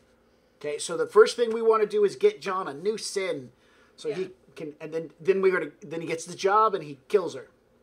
Well, eventually. No. I get the job, seduce her, somebody else kills her. Yeah. Mid-coitus. Mid. No. Whatever floats your boat, man. I'm already writing the steps down. Okay. So I have to make you a new sin. Yes. I have to write an email bomb program, because Yes. that's basically what it is. Then I have to get in contact with... Why am I only getting $50,000? Well, wait. No, just kidding. What? Gears' drone can pull the trigger. Yeah. So none of us have to have blood on our hands. And plus, The Gears likes to robot. murder things, right? No? Okay. Are you writing these down? Sorry. New sin. Yeah, new sin. Email bomb program to get your resume in. Email bomb. For resume. Get in contact with Jiffy. I don't know if I want to say, hey, we're gonna do something illegal. Yeah. No, just say, hey, I've got a friend who needs a job. And then I'll send the email. I'll say, hey, yeah, I'm gonna send you an email and he'll let my email through because he'll clear it in the system. Yeah. And then it'll get into the system with your resume. So maybe you should contact Jiffy first before you make all these efforts to do all this shit. Maybe you should reach out to... what's your connections and loyalty to him? I don't know, I saved his life, so I assume good. Loyalty of 10. Loyalty of 10 million. I don't even think I have him on here. It's because you don't. That's Uh-oh. right. He's not a contact. It's a mystery loyalty. Do you even know his number anymore? Maybe. I got his old number, so... Well, you know where his desk is at, so you could always just go up to his... Oh, wait, you got to get in the building. That's not going to happen. Yeah. Ooh, I could ring the front desk, and then they usually have, like, the directory, and then you press his extension and Yeah. go through. Or you could probably just try to find his number and get lucky that way. Okay. Maybe that's the first thing you should do instead of, like, planning, like, 50 bazillion things out. I mean, once you get a hold of him, then the next few steps is just going to take some time. Because he might not be able to get back to you right off the bat, and then that gives you time to work on stuff. That's true. Yeah, let's call Jiffy. You need to As a game master, I'm trying to resolve a bunch of clerical problems that are going to rise later for me. So I'm just trying to make it it's easier on fine. me. Okay, so I will, as soon as we leave here, I will call Chiffy and see what's going on with him. Talk him up a little bit. I got some charisma. So you're going to get in touch with Jiffy and go from there. Yes. What is everybody else going to be doing in the meantime? Anything? Just waiting for, to be tapped for your resources? I'm going to shave my head, concentrate on growing a really sweet mustache, and make sure Olga is nice and clean. Uh-huh.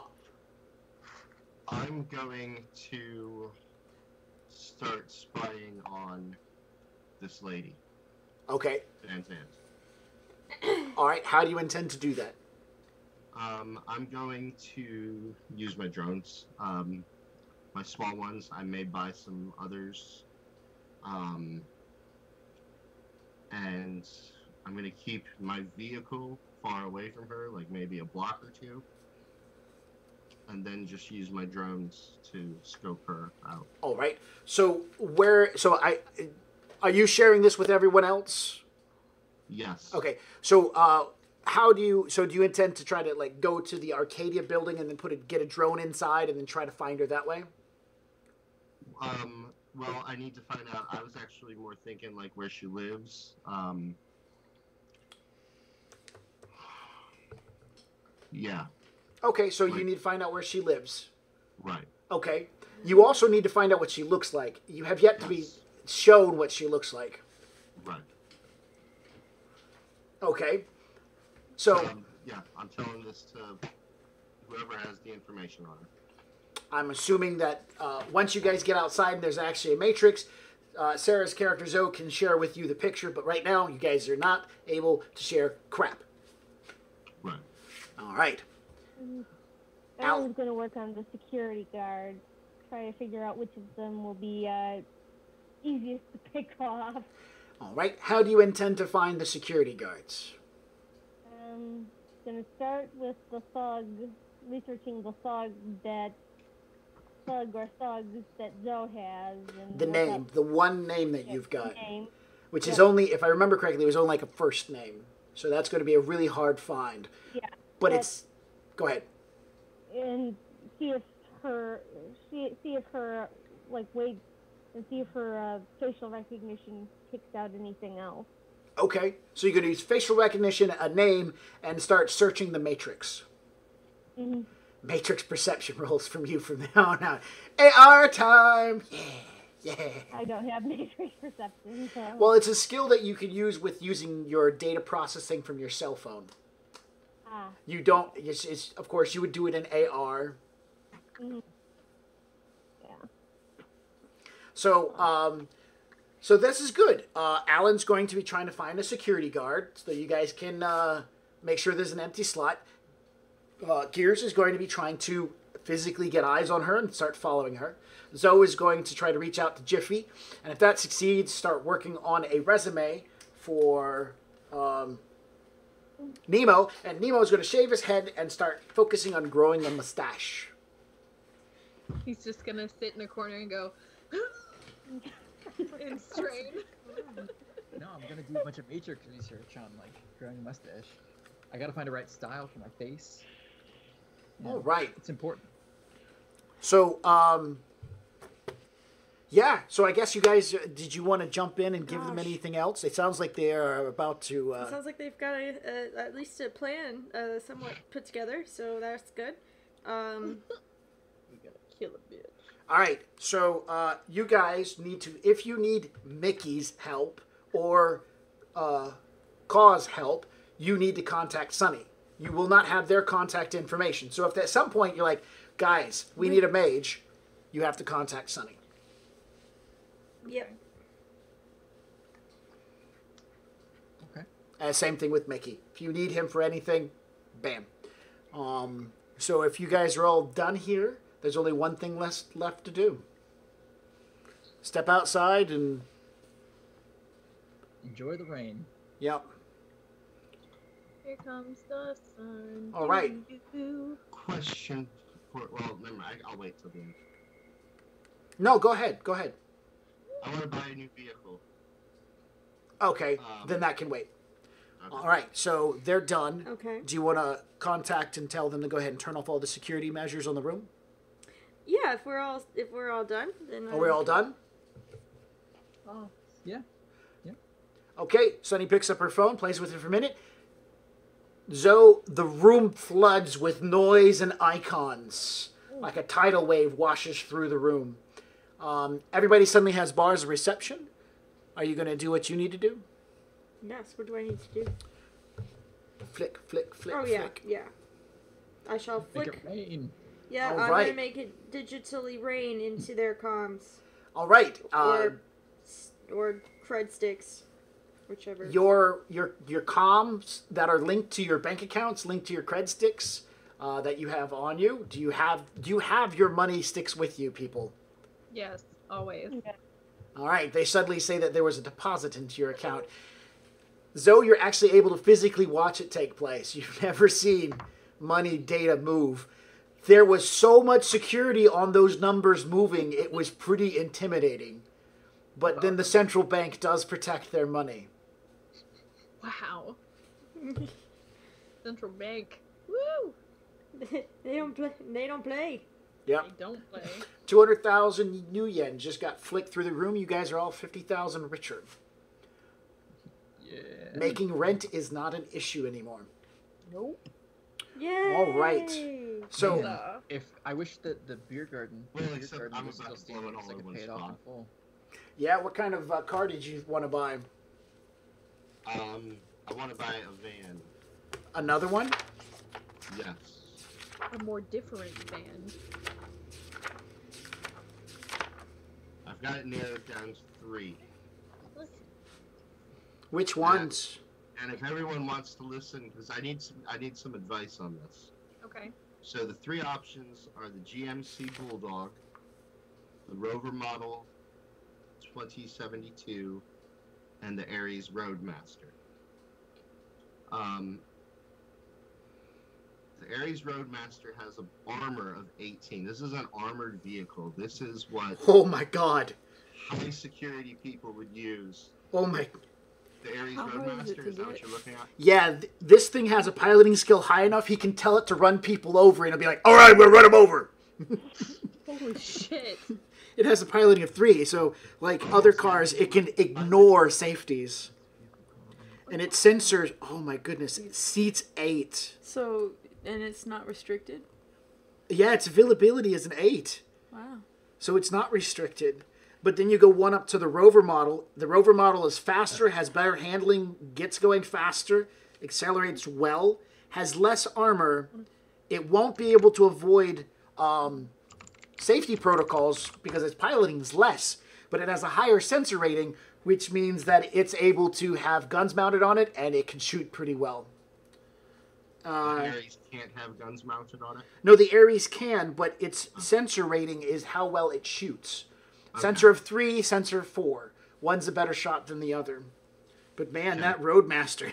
Yeah, I mean, I'm thinking that's some serious armor. But then my question is the Ares Roadmaster something that when people see it, they're going to be like, what the fuck is that thing doing here?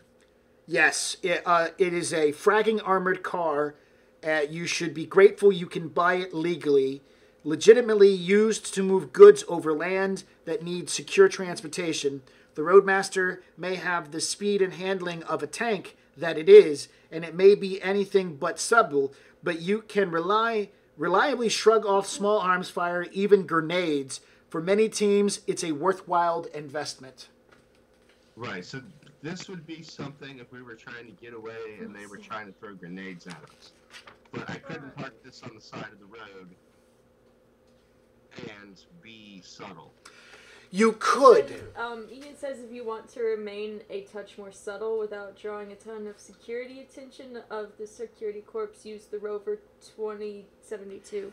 Ian is suggesting Another option. the Rover is more subtle. Now, here's something you would know, and you do it with your own van, that van that you drive. It says on the side it's a repair vehicle. So you would, Right. if you got the armored vehicle, you painted it up as a cargo van that delivers some shit, people will less likely look at it. The same with the 2072, less likely to look at it if it has like a logo on the side that says Jack's off-week working service. Right. Never mind. But I don't know if I want to do that with a $68,000 vehicle. Yeah, it's a big investment. You could always, you got one van. I don't know. You could probably do a lot with it. Man, you could even, you could buy some Duelist. There's a Lockheed Optic X2. And then the other option is GMAC Bulldog, which would be a lot more subtle, but Yeah. it's slower. It's got the same armor as the Rover model. So like the Rover model wouldn't be able to fend off grenades, right? No, but it's fast and it's got a good handling. Right. So, what about making modifications, like putting more armor on something? Yeah, you can do that. I mean, why don't we just do that as an option? Get something that's still a van, not as much money, something that has better handling and better speed, and then put some lightweight carbon fiber. I mean, I could build my own. Yeah. I mean, you suppose. have a garage. Right. You have And a bunch of options. employees. People won't be asking, why do you need a tank when Yeah. you're buying her? But I want a tank. I love it. Ekin is suggesting pizza delivery vehicle. Oh. Wait, though that's a thing though. Armored vans do deliver into the Barrens. Yeah, I mean, you've got to be able to repel grenades when you're delivering pizza to the Barrens. I'm surprised anybody will even do that in the first place. Well, you gotta pay extra. It's Yeah, not. there's like a It's not DiGiorno. 20 It's a delivery. Okay. I'll like a think about it 15 then. And studio. because actually, it sounds like if I could get the Aries Roadmaster and put a pizza delivery magnet on it, that would Yeah. look suspicious, would it? You don't even have to paint it. You just get one of the magnet wraps. That's what I'm saying. You know? Yeah. Yeah. Okay. I mean, this sounds like a direction that you want to go, and I'm not going to stop you. I think it's a great idea. And pizza delivery trucks are everywhere, right? Right. Pizza delivery armored vans are everywhere. Yeah. I'm gonna think about it because the idea of building my own is a good idea too, but that would take time. So I'll think about it this week. All I mean, right. it depends on how much time. 'cause Right.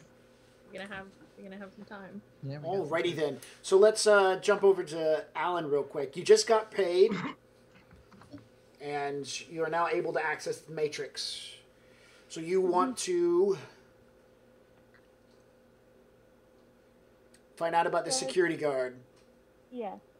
All right. So Zoe's going to give you a facial recognition program for you to put onto your phone, so that you can then use your phone to try to weed your way through this stuff. What kind of phone are you using? A metal link. Okay.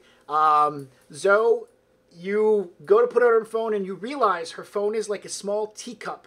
And this facial recognition program is a 2-liter of soda. It's not going to happen. Yeah, we might have to get you a better phone. You can run the program on it, but it's going to take forever. You have a greater chance to send Odysseus to school to be an IT person and get that finished before the program is able to run its needed Yeah. function. Is there a cell phone store close by? Sure, why not? Always. Always. Okay.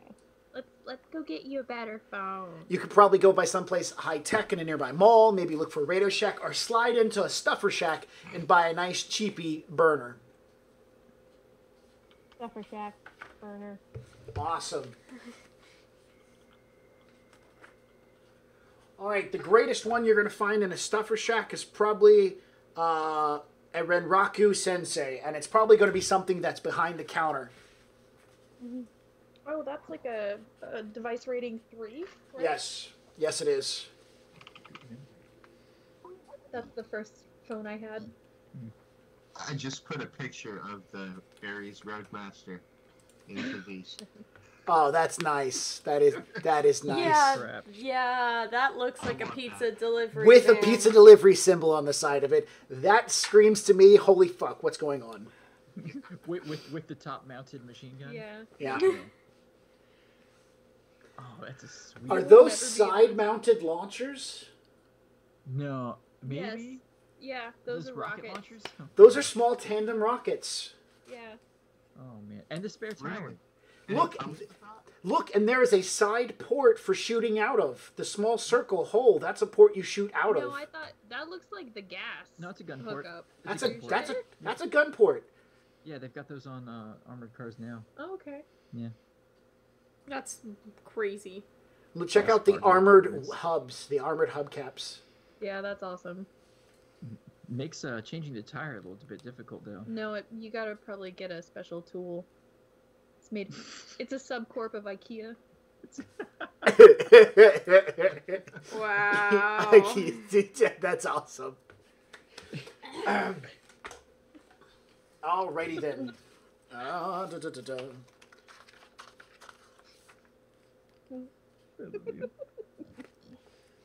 Nope. Bing, bing, bing.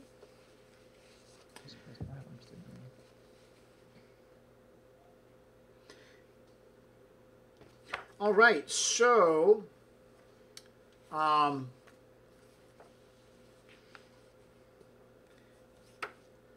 comlinks have no restriction, but they have an availability, which is odd to me. Actually, still have on my character sheet 2 phones from General Thugs 1 and 2 from back a couple months ago. Why don't we figure out what they were? Sony Emperors, which are perfectly legitimate. That would do just fine. It wouldn't be as retardedly as slow as your current Metalink. Yep. So I go, wait a minute, and the other option is Zoe gives you one of her decks to use. I mean, you have computer skill, right? Yep. Okay, then.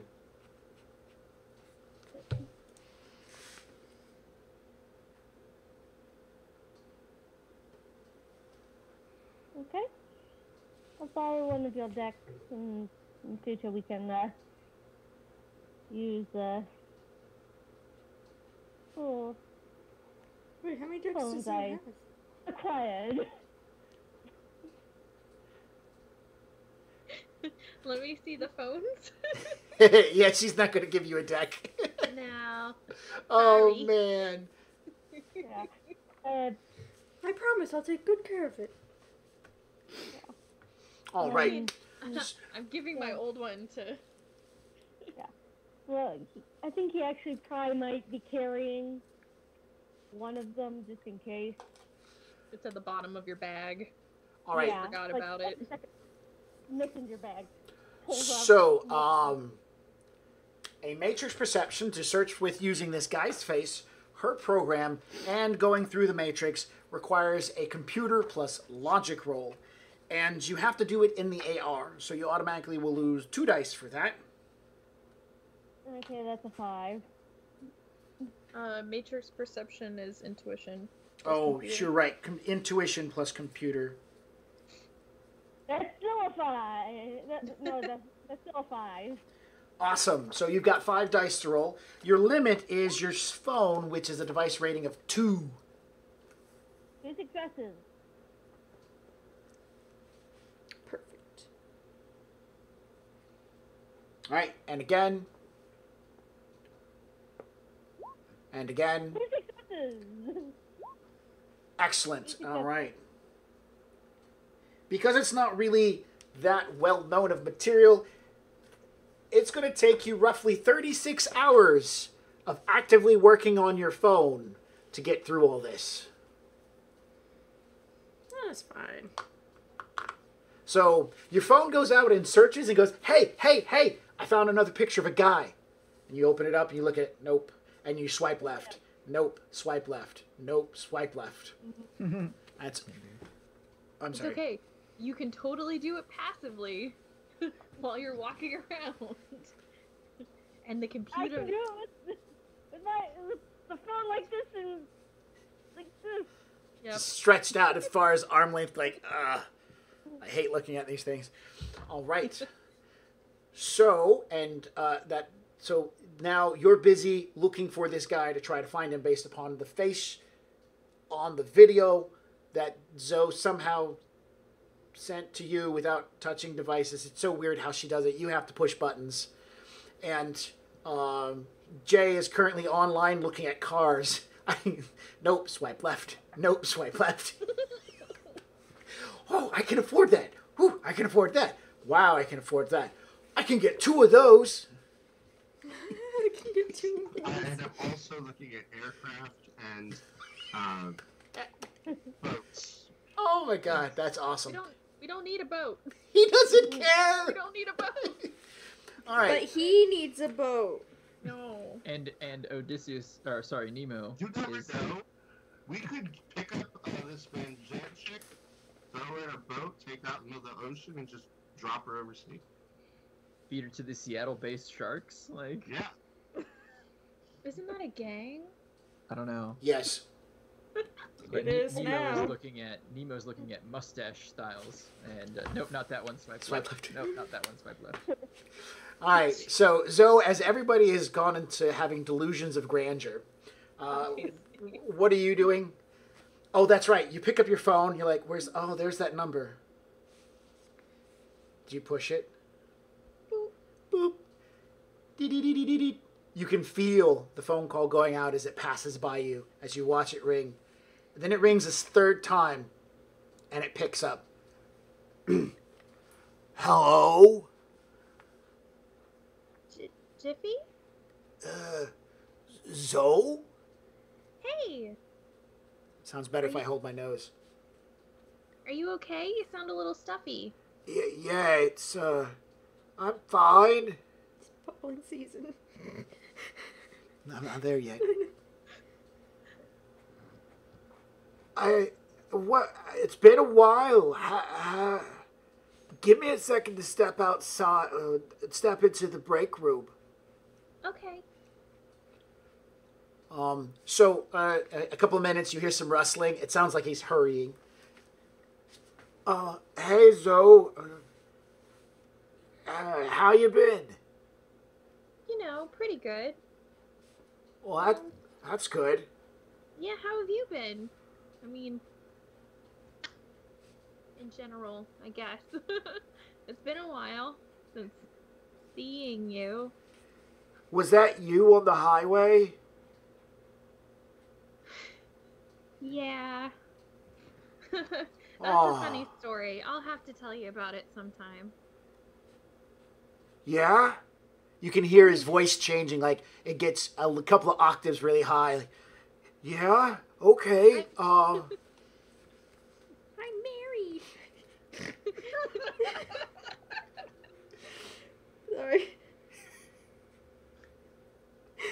Was that Sunny walking up behind her going, I'm married? I kind of waved Sunny off. She has it on speaker. Oh, goodness. Well, that would be really great. Yeah. What time do you get off today? I have some comp time coming. I could probably slide out in the next hour or so. I got bumped up to Terry's old position after he was gone, and then Lionel got picked up by somebody, and then Joseph filled that, and he died in a fiery car accident about 2 weeks ago on I-5. Oh no. Yeah, everybody says it was an accident, but cars don't catch on flame and burst like that without help from explosives. I know, I've seen that kind of stuff in movies. Yeah. That's terrible. But yeah, hey, do you want to get coffee? Like, You hear, hang on, shut up, shut up. Yes, yeah, I could do coffee. okay. Are you sure you're okay, Jiffy? It's allergy season. It's really messing with me. Oh no. Should I pick you up something? Oh no, I can meet you somewhere. No, can I pick you up something? Like from the drugstore or something? Like for allergies? He totally thought you meant pick him up. No. He's like, I say, I don't know. I mean, I'm on this whole homeopathic thing. Oh. And yes, I know it's homeopathic, but I don't. Yeah. It's Jiffy. Yeah. Okay. Well, you know what, sweetie? I'm gonna pick you up some allergy medicine, okay? It's all natural. It'll be fine. There's an unsettling pause, an empty air, as if you can't. Okay, that'd be great. Okay. I'll meet you at the soy box around the corner. Yeah. Okay. I'll see you soon. More dead, silent air that sounds strange. Are you still there? Yeah, I'll see you shortly. Okay. Bye. That's the impression I get in my head of Jiffy, save the fact that he has Fake got tusks. tusk implants. Yeah. Oh my Yep. god. Yeah, I forgot. he's an orc wannabe. He wanted He's so. an orc poser. Yeah. Yeah, he's an orc poser. And he was named after Jiffy because of Dunkelson. Yeah, it is infatuation. His with infatuation. Jiffy popcorn. Well, it's because he became a citizen that day that Dunkelson passed and everybody was given that chance. He became a citizen because of that. He got a sin. And so that's why he changed his name in Rembrandt's. So, I mean, honorably, he's a great guy, but... Yeah. He's a real sweetheart. I mean, he doesn't have a lot of friends. We would sit in the break room together and, like, have lunch every once in a while. And right now his hands are perspiring. Probably. He's like, oh my gosh, so wants to meet me. I'm so excited. Probably. Okay. All right, so do you want to swing by a pharmacy and grab some, like, pills or something? Maybe lean over to Sunny and be like, what do you got that'll solve this guy's problem? Yeah. I'm gonna be like, Sunny, do you, like, have any, like allergy medication? Something that'll make him feel better? Just give him some echinacea. No, what if no? He's on the homeopathic stuff. Homeopathic. I love it. And that's when you realize it's actually, hemopathic, so it's just blood from Aslan. I didn't think of that. Homeopathic is actually just he's snorting blood. Yeah. He's a vampire. But, yeah, it's called Sudafed. Well, they might not have that. I don't know if they have that. You might have, I'm pretty sure you could probably, suggest a steroid that's going to really knock the hell out of his symptoms. Yeah, he has to take it at night. He has to take it before bed. Okay. It'll be fine. It's a suppository. Oh, no. No. No steroid is a No. suppository. No. That's terrible. No one wants a butthole that strong. I don't know. Oh my god. I can crush beer cans. Whoa! Alright. Yep. This went downhill. What the fuck? Oh shit. Sorry. That's awesome. Beer cans, crushing beer cans. All right, well, we're gonna fast forward because this is kind of important to get through with Jiffy's thing. You will arrive, so he gets off. He will get off work pretty quickly. You'll be able to swing by, and we're gonna say Sunny's gonna get you some good stuff. Yeah, I mean we're still downtown. We're gonna say it's gonna be something that I don't have to keep holding my nose to make that sound, so that it will like insta clear his shit up. Okay. You call in a small favor from a pharmacist that you know Yeah. for some fast acting steroid spray. It's Flonase. Yeah, exactly. That's what I was thinking. Flonase. It smells homeopathic, Yeah. but It smells like flowers or something. It's Yeah. fantastic. Okay, so you go to the Soy Bucks around the corner from Arcadia. It's not hard to see the building from here. It gives you chills. Is anyone going with her? Did you need a bodyguard? You don't have to come with me. Like, you can stay outside. Like, you can call it follow me or whatever if you want to. Okay. I mean, I'll follow you, it's but I'll just keep my Jiffy. distance. Yeah, it's just Jiffy. Yeah, but it's also $100,000. So if he gives you trouble, I'm gonna kill him. Shit. Okay. Woo! So Woo.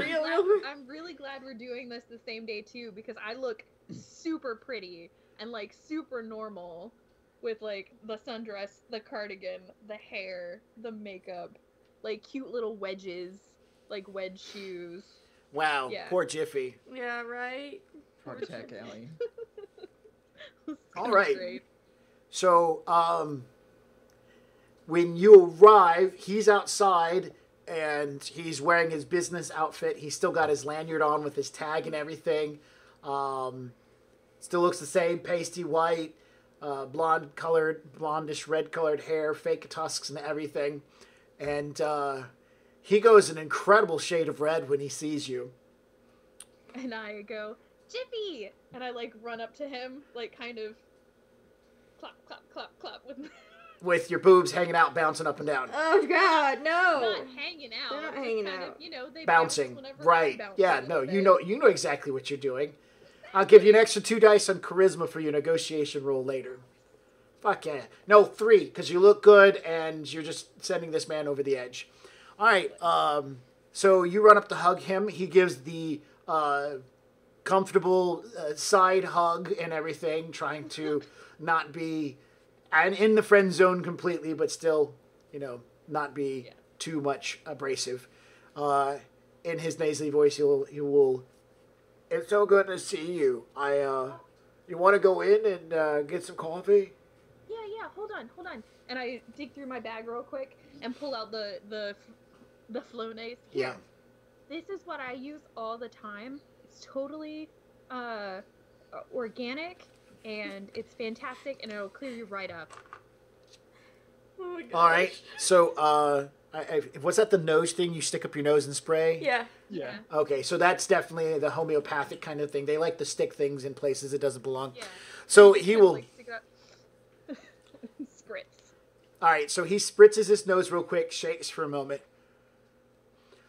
Wow, wow, I can actually breathe. Isn't it wonderful? And it smells like flowers. It does. Thanks, so. And he leans in for another hug, but then he pauses to make sure it's appropriate. Then he hugs you. I wore perfume too, like the good kind. Okay, cool. Are you looking for another dice? Yes. Dice whore. All right, Like, fair enough. My hair, like all the little curls that are in my hair, just smells like sweet flowers. Awesome. Well, now that he can smell. He'll hold the door open for you.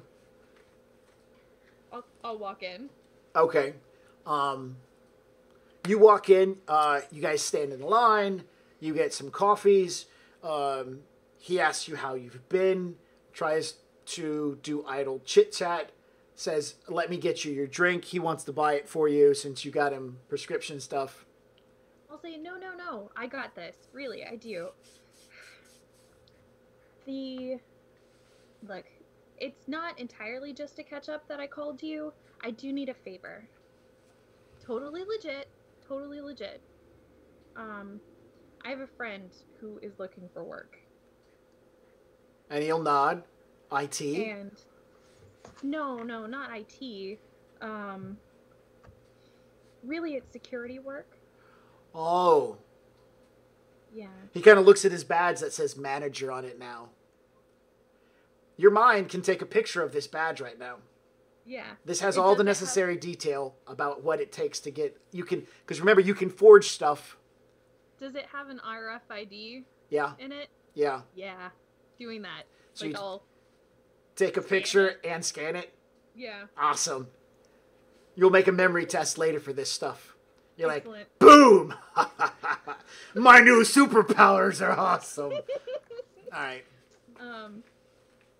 So I'll be like, and that's great. That's fantastic. I just need somebody that can get him in. He's a really good guy. He's just, down on his luck right now. He smiles, but then slightly frowns and says, your boyfriend? No, he's just a friend. And then his frown goes away. Oh, a friend. Okay. Yeah. Well, it was around when Lawrence was kicked out or disappeared as manager. Security was swapped over from an internal organization and was contracted out by... Hang on. Aegis Safeguard Securities? Yes. He stops for a minute. Their acronym spells the word ass. I can't think of what they're called, though. Wait a minute. And then I'll kind of like... Was it Aegis? Yeah, Aegis Safeguard Securities. Oh, okay. I No. know them. Strategic something or other. No, it was Aegis Safeguard Securities. Yeah, Aegis Safeguard Securities bought out the contract away from the company. So I might be able to help, but I'm not sure. Okay. I mean, whatever you can do to help. I mean, Yeah. maybe... And I'll kind of like lean over and like put my hands on his, like grip his hands. Oh, Like- yeah. Like kind of like put my hand out and like put my hand over his hand. I mean, whatever you can do. I mean, can I send you his resume? Yeah. I can. I can see who's responsible for that. I can get you some names, maybe some numbers. Yeah, please. That would be fantastic. Okay, I can do all that. Okay. So, you guys will have a chance to finish talking. He says he'll get you this stuff. He'll definitely. I need you. Actually, no, I can't say that. You have to make a charisma plus negotiations. Okay. He has to make an opposed judge intent roll. Poor guy. Oh my goodness. Wait, so how many extra dice does she get? 3. 3. Yeah. The hand touching just won't change anything. There's just too many extra dice at this point. That just makes it so he can't stand up in the next 5 minutes. Yeah, he has to prolong the conversation for a little while, or he lets me leave first. Because if he stands up too fast, he'll flip the table. Yeah. Or I- pass out. I went there. I mean, that's impressive, I suppose. 2 plus 4. He's got 6 dice to roll with. What? Wow. Judge intent is a charisma plus intuition. It's very important. His intuition is 4. That's why he made manager. And his charisma is a 2. So I have Sebabin dice. What? Oh yeah, I should edge that up. Reroll failures. All And right. then I get an extra dice, right? No. No. Not You You're exploding edge. dice. If you're re-rolling failures, you re-roll afterwards. You spend your edge afterwards. If you're using your edge now, you would throw your entire edge in there, and you would re-roll 6s. Oh. It's a before or after the roll. It's which way you want to go with it. Okay. After. Okay. We'll do after. Okay. Okay. So I got 3. So, and you're spending an edge, so you'd re-roll the other 4 Spending an dice. edge. And then 2 more. So 5 in total. He gets 6 dice, and let's see how well I do. 4 successes. Woo. So it was very close, and at some point, especially when he's just, because during the conversation, you said, this is completely legit. He's just like, but Joe, you got in trouble so many times for doing wrong things. I'm not sure if I could. But at some point, the hand grasping and everything else pretty much leads to, I'll do it. I'll get you that information. I'll find out who's responsible for security in our department, and I'll get his resume to them. I really do appreciate it, Jippy. And Yeah. I'm trying to, with life in general, just trying to do better. So you don't have to worry. So was it you on the highway that I saw? Are you gonna think less of me as I play with my hair? The I-5ers were going to kill me. You guys saved me. Yeah. He wouldn't say you guys. He would say you saved me. Yeah. Because he doesn't know about the rest of you guys. Yeah. Yeah. It was us. Or it was me. Yeah, I'd say it was me. It was me out there. I wish I could be as brave and courageous as you. That looked dangerous. It was really dangerous. Well, you got a good life now. I mean, you're a manager. And I kind of I touch his badge and everything. And kind of lean in. He goes, yeah, I even got an apartment in the, what are those things called? I even got me an apartment in the arcology. Really? Yeah, all the benefits and everything. I got me this cool robot that cleans my place and does my dishes. That's awesome. You should come by and check out my apartment sometime.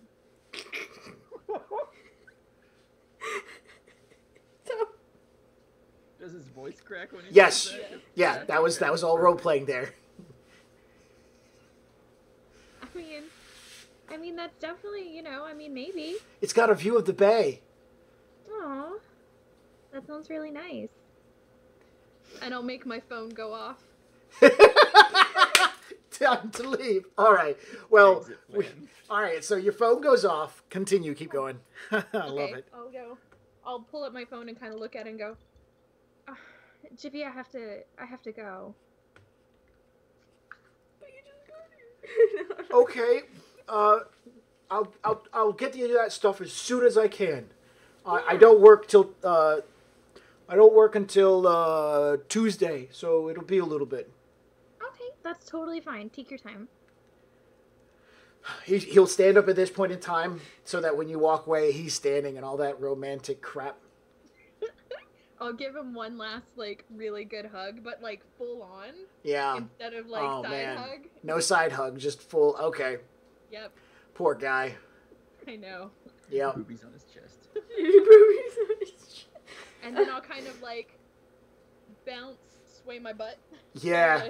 As I leave, and then just kind of, like, wave out the window. Okay. All right. And that will come to the end of this game session. Oh my god. Wow. It was really good. I enjoyed everybody's role playing. Lots of really good ideas. You guys are heading in the right direction. I want to kind of showcase some information. You guys are being given full control, full decision access. This is all you guys. So how you choose to move forward and killing Miss Van Zant is completely your decision. I'm just going to build up everything that's involved around it, such as Aegis being responsible for the security instead of Arcadia being responsible for their own security. So you guys are going to learn stuff as you go along and figure out exactly what you guys need to do. Hopefully you can figure out how to kill one person. It's a lot easier when we're hired to save somebody and just kill everyone around them. Yeah. No, this will be great. Good learning experience. Bonding time. I'm excited. Yeah, bonding time. Bondage time? Bonding. Oh, okay. Definitely. So I'm going to dish out some karma real quick. Everybody's going to get 2 karma for tonight. Beginning of a new story. The story will come to an end when Van Zant is killed in a clean way. If she doesn't get killed in a clean way, you won't get all the karma at the end. And, yeah. You guys got paid $50K! Woot woot! Time to just pack shit up and leave. Fuck doing this. 50K won't do shite. It moves in the right direction. Yeah. It's a big job. Alright, I'm going. I need to go. Alright, see you later, I'll see man. you guys. Peace out, man. Cool. Okay. And so, yeah, you guys got that taken care of. You'll get a chance. You guys will have Slack. You can start talking to me in Slack, and I will be able to give you ideas what will work, how to kind of direct you. I'm not going to tell you what you should and shouldn't be doing. I will not tell you what. There'll be no dice rolls in Slack. We're going to be saving that for the game, for the broadcast. So definitely get in there and start asking questions like, does this work? Would this be a thing? And I can give yes or no answers so that you guys can keep it kind of moving. So when we get back next game session, we can go right into the action. We don't have to, stop and answer like 50 questions before we can actually do the fun stuff. Yes, a lot of legwork can get done beforehand. But the game session that we do for broadcasting will be, this is something else you talked about. We need to get those dice rolls taken care of. Or if that's just going to be bogged down, then we will have those dice rolls done in Slack. But for the most part, the broadcast should be about the action, the hunting down, the getting the job, not sleeping with Jiffy, and so on and so forth. That's not, I'm not sleeping with Jiffy. That's not gonna happen. I mean, just don't tell him that ever, and he'll always No, expect it. exactly. He'll hope for it. That's exactly Yeah. it. He's in the proverbial friend zone. That's the sad friend forever. zone. Because you're doing it on purpose. Yeah. It's so wrong. I have a It's husband. not wrong. It's not wrong. She's got a job. Her job requires her to do this kind of stuff. Yeah. And I'm I've- pretty. I've met many of people whose job is to sell things, and they look attractive, and they use that to try to sell you stuff. That's exactly what I'm doing. I'm selling it. Yeah. Plus, I mean, he basically owes her his life. That's true. So, Very much so. if he was truly honorable, he would do anything she asked. Ooh. Oh. Well, we're not gonna. I don't. So. Probably should stop there. His life. I'm going to hold you with that one and say, I'd like to thank everybody tonight for joining us who are watching us on our stream. We have been Original Box Set. We've had fun tonight. And we have... Oh, an alarm. We have a Patreon page at patreon.com/Original Box Set. There you go. And if you like what we do here, go there and support us by becoming a patron. Tonight... Oh, man. I have it written down. I have stuff. What do you need? Names. I don't remember his first name. Hang on. Ryan? Oh, it was Ryan. Yeah. Ryan Broadhead and Eric DeMage provided us with the 2 NPC ideas, Mickey O'Hare and Caw. And so those will be NPCs that will assist the players as they move forward in their exploration of killing one person. Yep, and will hopefully be reoccurring NPCs in game sessions to come. Exactly. Or they might die in some amazing way or something along those lines. But they definitely have helped us improve upon our role-playing experience tonight.